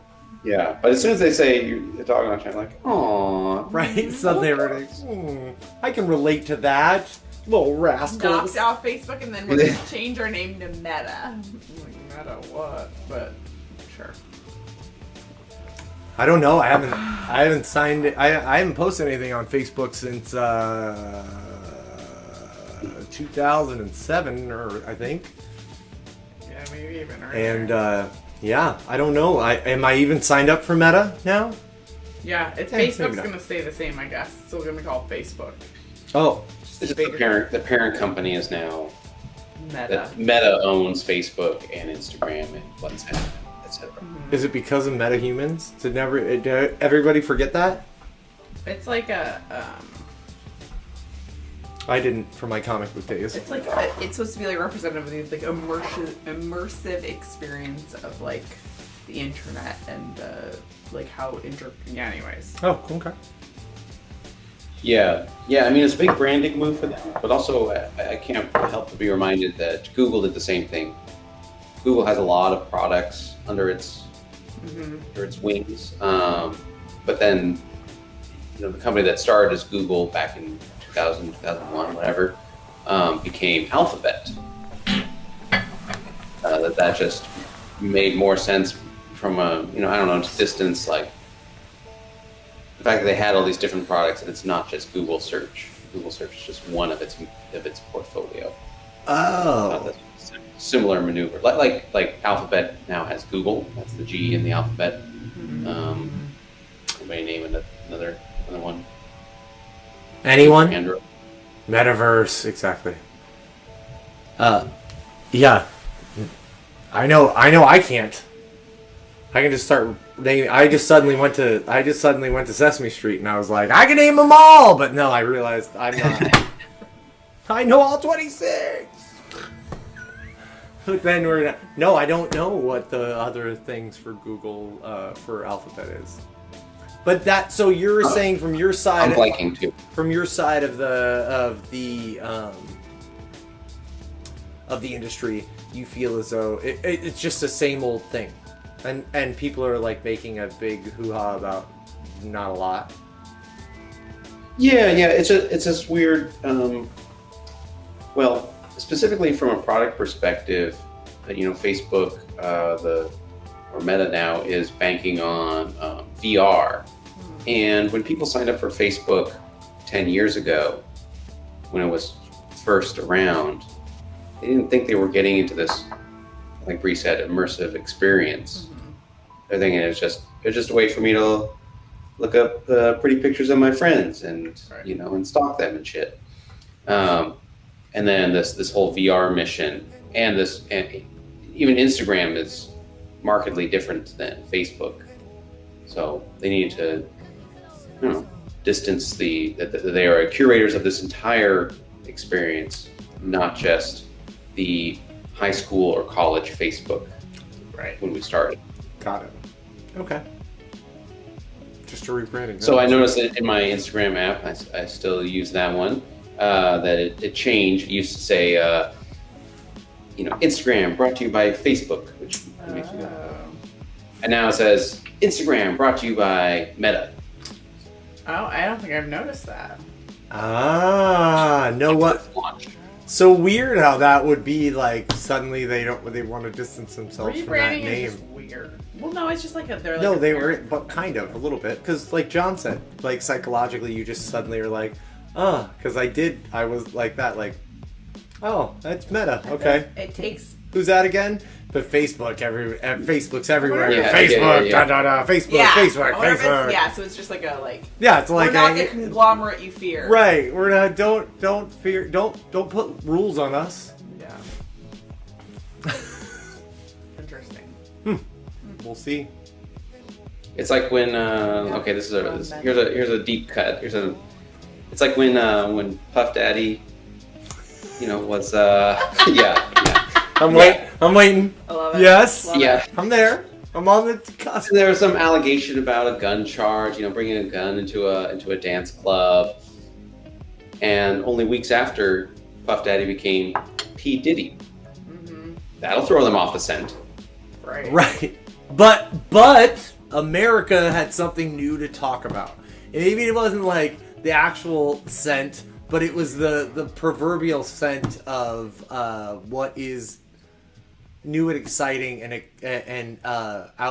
sensational on TV, right? Sensational on the news. P. Diddy, he's not Puff Daddy. He didn't roll with that. He didn't roll with Biggie Smalls and all that stuff. Yes. Totally different guy. This guy just dates J-Lo. Yeah. How dare you besmirch the good name of P. Diddy? Right. Right. It's okay. Good girl. It's okay, It's Lila. just pizza. It's just pizza. It's just dinner. Thank you. See, sorry, everybody. Okay, so going back to the Facebook, we were outlining the name choice, but Tarts made a good point about Snow Crash. What's that? Oh, it's like the hacker novel. It's actually several decades old, and it kind of predicted. Well, got some things right, got some things wrong, but it was before the internet got popular, and it's talking about this interconnected world. Okay. So Tarts, are they? Is the metaverse that they're talking about in Snow Crash good? Is that at all? Like, oh yeah, Facebook is now realizing this thing from this great, not dystopian novel from decades ago. That's a hell of a lead. Yeah, they've turned themselves around. They realize they don't like money as much as they thought they did. That makes this part fun. That we're like the pre-dystopian. We literally kind of are though. Like we're like right on the precipice. They're gonna be like, hey, there was some humans discussing this on this weird on some fucking stream on YouTube just before all this happened. Right. The metaverse wasn't even owned by a corporation. Oh wow! It envisioned whatever their concept of the metaverse is. It envisioned something that was distributed, and therefore not owned by one thing. And now it's owned by Facebook, or Right. formerly known as Facebook. Great. Right. Right. What did I hear the other day too? The UN's new just to take us down to Debbie Downer row. The UN's new projection was that they're like on the better side, it will just the new climate things will only completely disrupt general well-being or something like that. I can't remember how it said it now, but it was just like, oh, that was a really polite way of being like, yeah, you'll be fucked. Everybody that was a very scientific way of being like, Annie, grab your gun and hide because you're fucked. I love it. I was like, okay, all right, that's pretty much. It'll be the fall of society. I was like, okay, yeah, that sounds about right. Thanks for their putting it. They even talked about it in reports, and these dumb motherfuckers never turned it around. Did that happen in Snow Crash too? Tell me about books. Let me live through your reading capabilities. All right, make another I'm just drink. kidding. Let's make another drink. I want pizza. That's true. We got 6 minutes to make another drink and drink it all, John. Maybe we'll be a little late tonight. Tarts, you all right with that? Uni Ebby, you with us? I love sumac too. I actually have put it in one salad, but it was given to me that way. So you didn't put it in salad. They told me You to had put it in the salad. Billy willed it into the salad. Yeah. I did. I was like, no. Sorry. Thanks. Okay. Little Yes. chase So there for we've you. had our I've already chugged mine. That was delicious. So I've had easy my to drink. rye. Wait, what? Sorry, John. So that so that was our shake and drink of the night. On to the stirred, the dessert. Dessert! Bree's ready for dessert. For dessert's pizza. All right, so I am grabbing my stirring vessel, my stirring glass, or my rye out. I'm going to stick with this particular trident spoon because I'm going to use it to stab my cherries to get them out by the end. You tried it. I'm the... Carry on! Sorry. All right. Well, we're going to start. So this is my Black Manhattan recipe. I did not come up with the Black Manhattan. I never, ever want to claim that. But I wanted to tweak it just a little bit. So this is my version of the Black Manhattan. A normal Black Manhattan is going to run down 2 ounces of... Brown Manhattan. 2 ounces of, we all had our rye, John. 2 ounces of Rittenhouse rye, because I want this to be rich and jammy. We are going to add a little bit of Averna Amaro. I have all the Amaros hanging out together. Averna Amaro, so normal Black Manhattan is 2 ounces of your choice of bourbon or whiskey. Then it's going to be 1 ounce of Averna Amaro and 2 to 3 dashes of Angostura. Those are 2 to 3 heavy dashes. If you're using dashes like John's, you're going to use 6 to 8. But that's the basic. We're going to switch this up tonight. We're going to do a little bit of Punta Mess because I like the bitterness that it adds, and we're not going to do any bitters at all. Because we get the bitterness from the Punta Mess and not having to add any extra spices. Like John and I talked about earlier, it kind of negates the other flavors if you were to add the Angostura along with these other treats. So I'm gonna grab my Punta Mess here out of the fridge. Still haven't switched the door, so you can't see in yet, but that'll be soon or eventually. And also, John, grab your cherries. Tonight I'm using Toshi Amarina cherries. These ones. I just have I only have Luxardo cherries. I hope that's okay. It'll do, John. It'll do. All right. All right. So.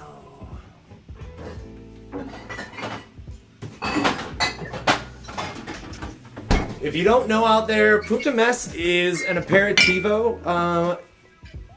Kind of think of it as it's still you keep it in the fridge. It's still almost like an Amaro because it's a fortified wine, but more wine in it, so it actually turns if you don't keep it chilled. So don't keep it out on your fridge. By the way, just throwing that out there in case our friend from the Netherlands was joining in. He always is quick to remind. Or Denmark. I thought. Was Loriander from Denmark or? No, that he's from Amsterdam, and that's in the Netherlands, isn't it? Am I wrong, John? I thought Loriander was from Amsterdam. Oh, Copenhagen, Denmark. Oh, Copenhagen. I'm sorry. My bad, Loriander. That's why we talked to him about elephant beer. Oh yeah, I'm a dipshit. That happens, especially on Rye Night, everybody. But anyway, this is gonna kind of give us our bitter and wininess. What? Never mind. Let's keep going. I could be wrong. I think you're right. She wants you to be right, so let's just go with that for right now. Bree really wants that. So right, John, turn to the Rittenhouse, my favorite of the tasting. And this one's going to be great because again, this is our dessert, right? So we want this to be rich. We're not necessarily chasing sweetness, but it is dessert. We're gonna finish it off, and we'll talk about a little bit more of that in a moment. So we have our Rittenhouse in there. We're gonna go 3/4 of an ounce. So 2 ounces of Rittenhouse, 3/4 of an ounce of the Averna Amaro, and then you can do a little trick if you want. You can hold your hand real steady over your mixing glass, and just use your Punta Mess if you can take off that lid, or actually, hopefully you did it steady enough you can set down your jigger. And then just finish off your ounce with your Punta Mess.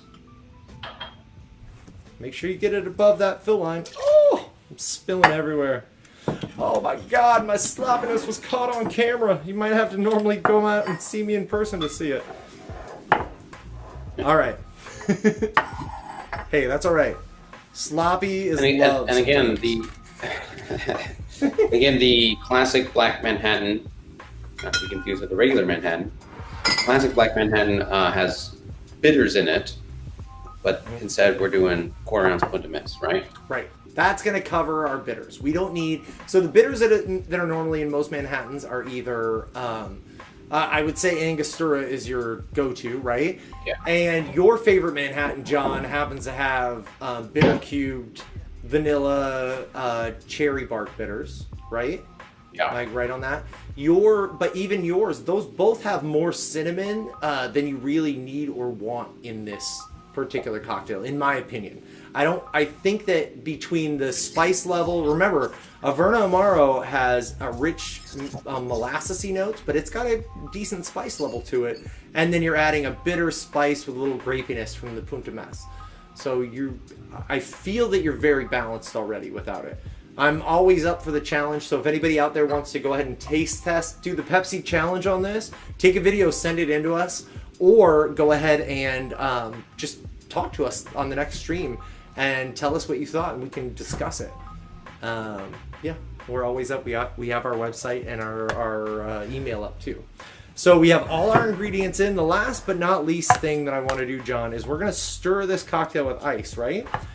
I want to prep our glass, and I'm going to use... kind of overkill. I'm not making that big of a drink. Let's see. But you know what? It looks good for what I'm trying to explain to everybody. So let's just... This is going to have a off wash line, everyone. So it's going to look a little short. But the point is this. I want you to, before we get our ice out, I want you to laugh at me opening a can, because apparently I can't. But... All right, so I want you to do two things. And again, remember I teased that I wanted this Trident out? I forgot. We're going to do this one specifically the way I love having Manhattans. And I want you to grab your cherry out with a little bit of cordial. Don't shy away from the sauce that's around that cherry. Right? And I want you to drop your cherry right in the middle of your glass, keeping some of that cordial on. You can even dunk it back into the cordial. You're not going to scoop it, but I want a full... Is it on my hands, by the way? I want a full... Do you see how my spoon's coated? Move it a little bit. Maybe a little. This way? No, to the right. This way? Ooh, Oh, this way. right. Okay. Here, see how the spoon's coated? I want that one full coating in. Mine's a little bit thinner than yours, John, so don't scoop too much. And you're going to put it right... Oh, I'm sorry. Right in your mixing glass, John. Nice. Dang it. I know. So here's the trick for this one. I did it on camera and I did it without saying it. So here's the trick for yours. Good job. You're going to pull out your cherry with your spoon and you're going to pour all that extra cordial right into your liquor. That makes sense. Easy fix. And again, everybody, John knows this because I'm a broken record about this. But the reason I'm putting my cherry in the bottom and we don't have any skewers for this Manhattan is this Manhattan is not for you, especially this dessert Manhattan, is not for you to eat your cherry halfway through or enjoy. You're supposed to get to the end of your cocktail and your cherry is your dessert. So this is a dessert Manhattan for you with a true dessert at the end. And by the time you get to the end, that cherry is going to have a nice spice level. It's going to have a nice bite from the bourbon or from the whiskey that we're using in this cocktail. And it's really going to be a little bit more of an experience for you rather than just a garnish that's supposed to be there. Does that make sense? I can't believe I air quoted that for no reason. No one can see you. It's okay. Thank goodness. Woo! I put the Love cherry at the bottom of a glass. Just look All at the right, glass. perfect. We got the cordial. We got the cherry at the bottom of the glass. Let's add ice.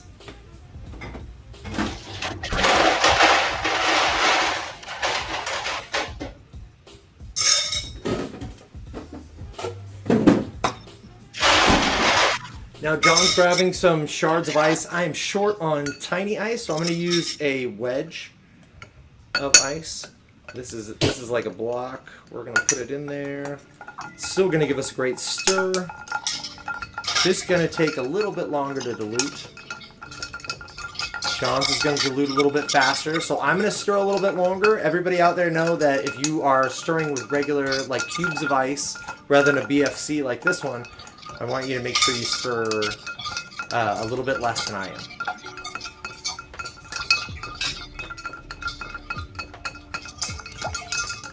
And remember, we're just kind of holding this funky in our hands, but the idea is this, that we're letting it spin around on the outside, and it's just kind of pushing the flat part of the spoon around, and it's spinning as it goes all the way around.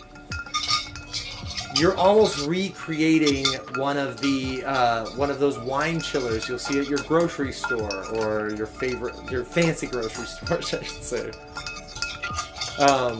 And we're spinning. John, yours is probably right where it needs to be, and mine is almost there. I can feel it right on the outside. You don't want to over dilute it, because then you'll get that like woodiness that you tasted in the Rittenhouse when we diluted it. And you can always feel the outside of your glass and know right where you're supposed to be. You might not know the first 2 times you did it, but by the 3rd time, the 4th, 5th, you'll start feeling, oh yeah, that's right where I want it to be. And hey, maybe you'll be wrong the first 2 times. That's the best way to learn. You'll pour it out and you'll be like, oh, I really wished my Manhattan was a little bit stronger. All right, so as we pour this out in our Yarai, John, you started in a great way. Great cup too. I want to make sure that you're hitting on top of your cherry and actually like mixing up that last little bit. So we added that cordial into our stirring glass. We have a little bit of that cherry. That cherry cordial in the bottom of your glass. We want that to dissipate a little bit and dilute throughout, because again, anybody who's getting this Manhattan knows that's going to be a flavor profile that's going to be associated with it. Move this way. Sorry. Yeah. Move they drink. Otherwise, you're not. I do love this glass for a Manhattan, but it was with my amount of dilution. It was a little. Oh short. shit! And that was a shorter dilution. That's wild. What? It's a Nick and Nora, right? Yeah, I thought it was at least. Maybe it's exactly 3 ounces, and then the dilution. Oh shit! Or measure out. Hey, before we drink, will you measure out how much you have left in your jigger? Sure. And then the overflow. Yeah, the overflow.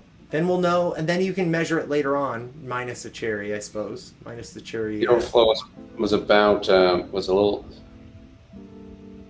0.6 ounces. Okay. All right. Anyway, who doesn't like a little extra sidecar of Manhattan? I know I do. Especially when it's a black Manhattan like this. It isn't going to have the same tartness and brightness of a regular Manhattan because we're not using regular vermouth. And especially considering that most people don't use VDT like we do, the Koki VDT, on such a regular basis. Most of the time you're getting Dolan or you're getting Noli Pratt, or maybe Martini and Rossi. All really good, but all really bright and more on the winey side. So it's interesting that we're avoiding that with this flavor. All right, you ready? I think that's why I like it. I don't ever get heartburn from black Manhattans. Cheers, John. Cheers. Lift this up very carefully. Very carefully. Cheers. Cheers. Wait, Oh. hold on. Oh, Sorry. Freeze! Don't spill anything, John. Hold on, cheers. Don't breathe hard. Sorry. Cheers. No, just kidding. Don't move, John. You're good. I got your glass. You don't need to get mine. All right, and sip.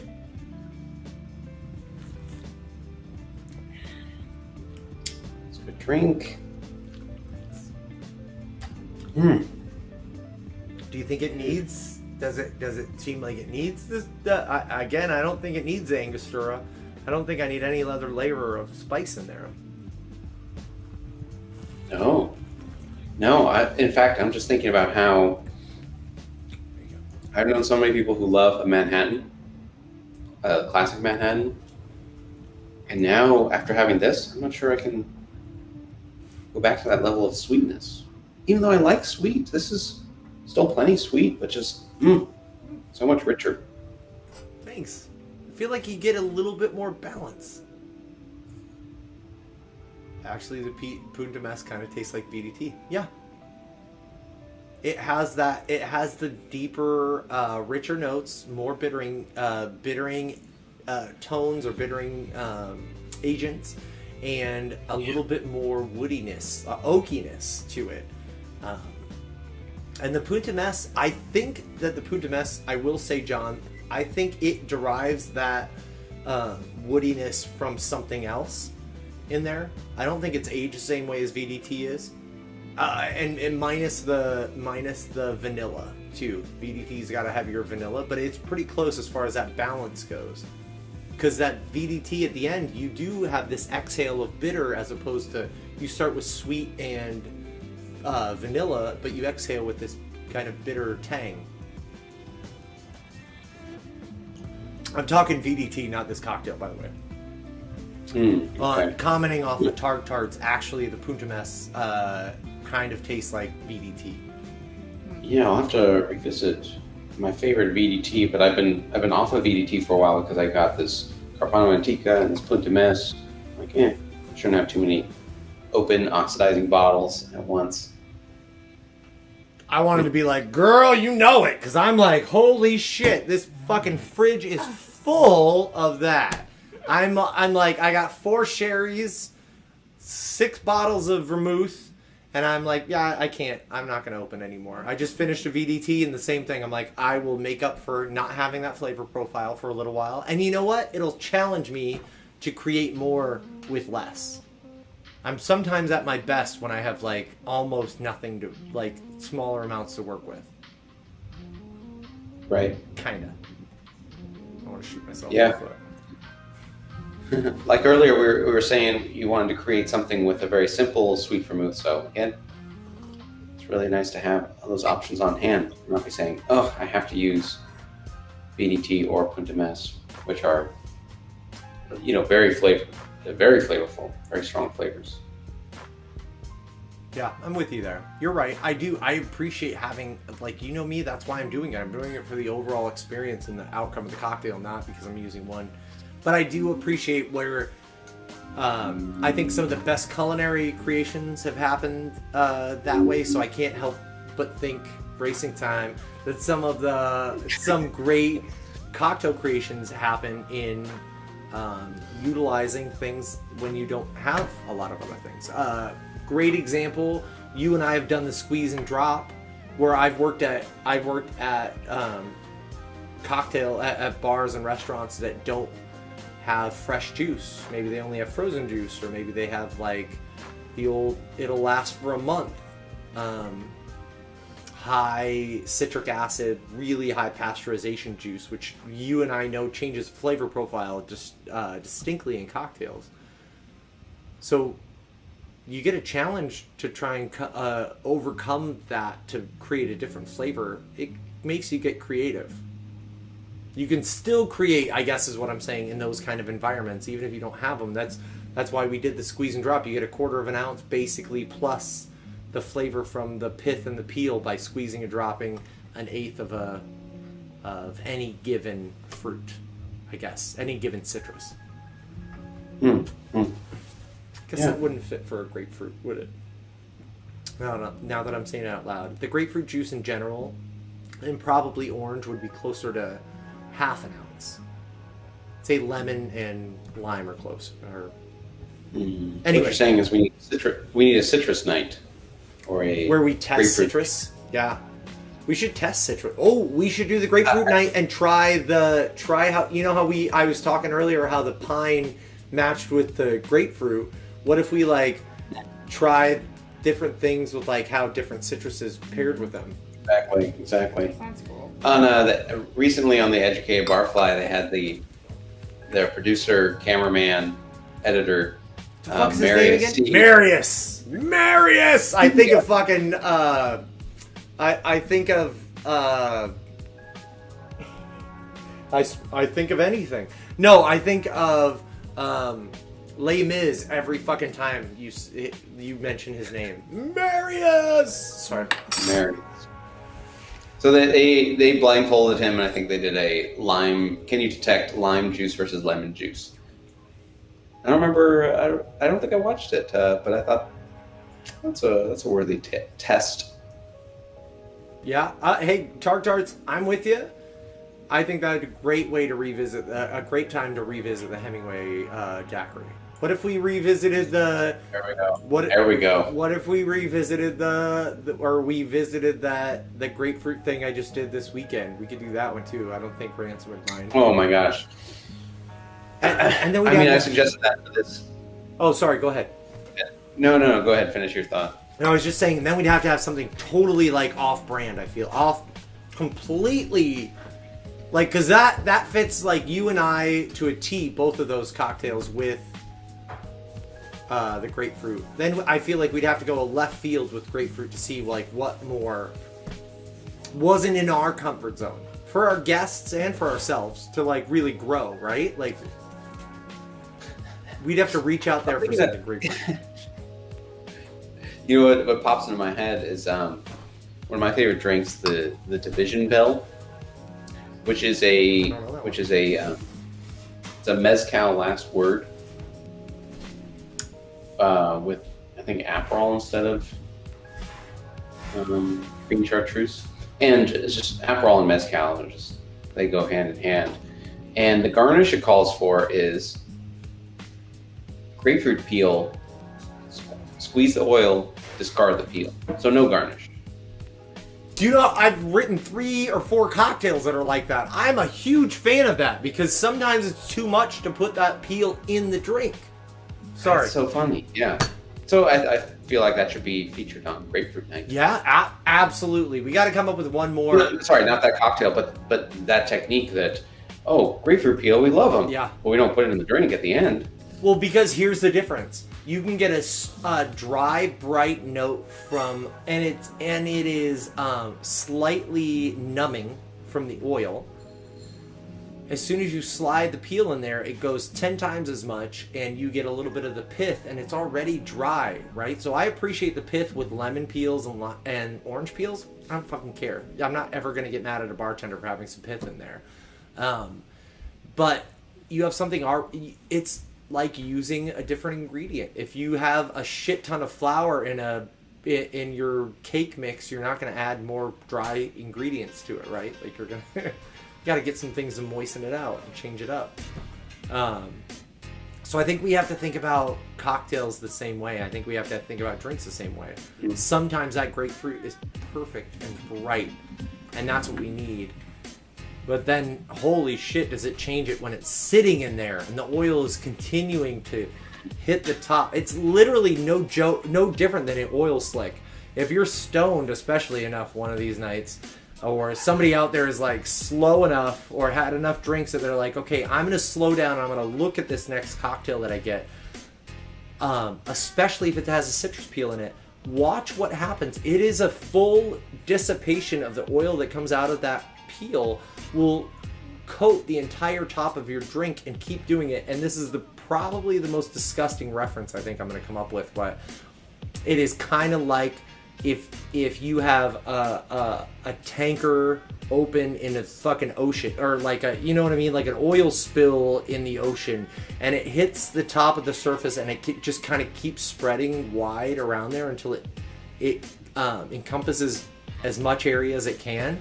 It's kind of this thin layer, right? Well, oil is naturally does that already, and so that oil will do that. And like a tanker, it continues to put out more and more oil as you leave it in the drink. So sometimes it just needs just a little bit of brightness to get you past the rest of it. Today I learned.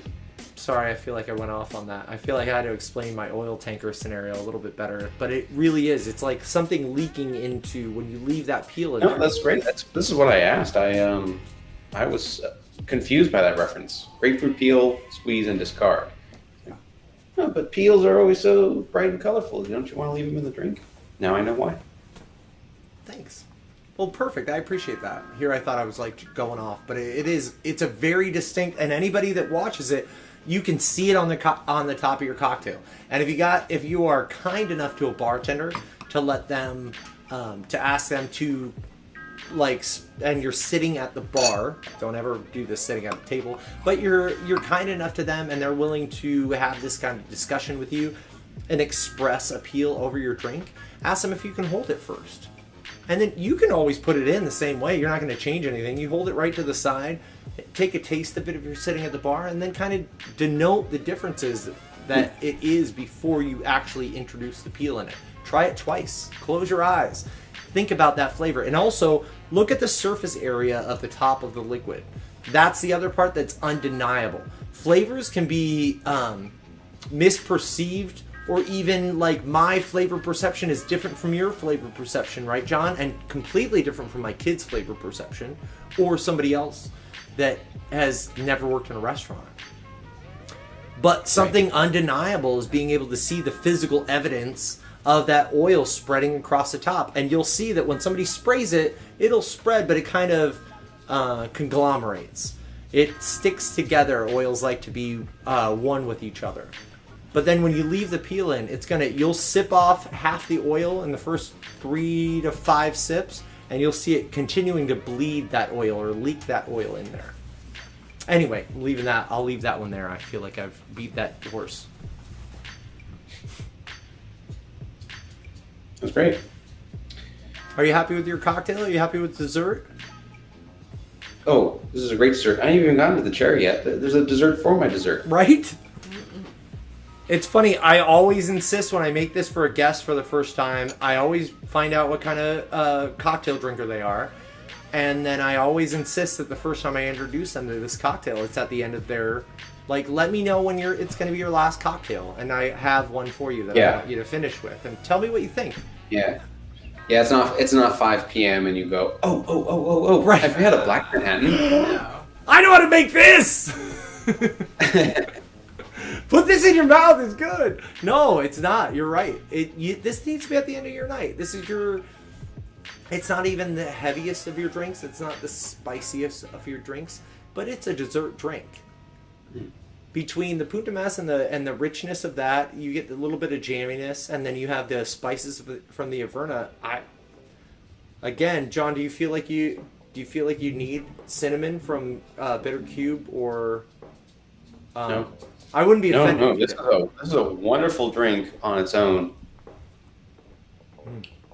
The last sip? It is so rich and different than more bitter, less sweet than a regular Manhattan.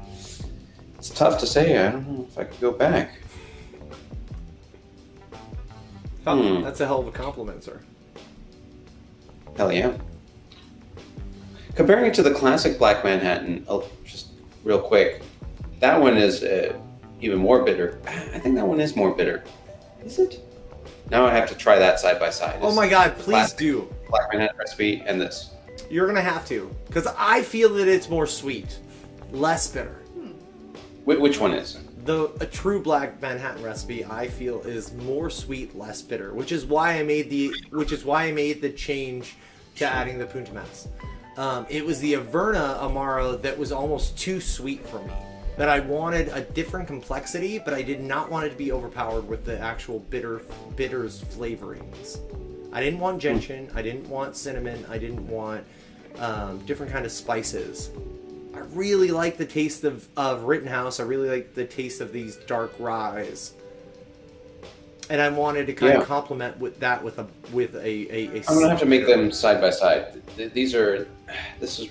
I've always liked the Black Manhattan because I like bitter flavors, but this is changing my mind about it. Like, this is making me question, the classic, just going all in on Averna. Would you film it? Would you film it from where you're at, like this angle, like trying it out one of these nights? And we could add it to our YouTube for everybody. And I'll do other things as well from that way, but like we could add it on there for people to see. Yeah. 9 a.m. tomorrow morning. Perfect. Hey, Sunday service. The sun shining in my Sunday eyes. service. You gained an That hour, was too. my. I think that should be, if the bar's not called Thirsty Therapy when we eventually get there, like, it's got to be called like Sunday Service. I think is going to be.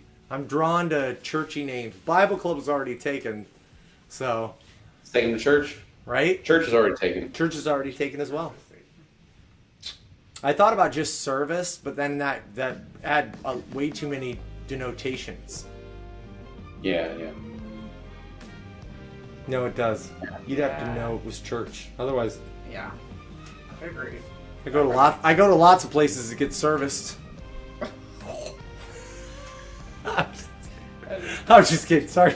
I just farted in my mouth. I don't.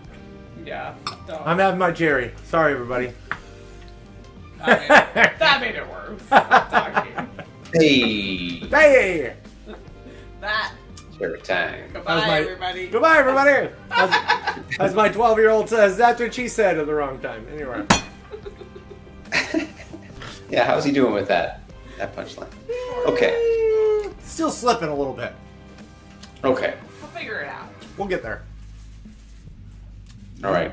All right. All right. We'll see you soon. I want to try the Division Bell tarts. Hook me up with that recipe. We'll have to make it all of us together. Or John, I'm sure you got it. Maybe not. All right. I don't mean like on the stream. We'll talk later. All right. We'll talk. Bye, y'all. Bye, y'all. Bye.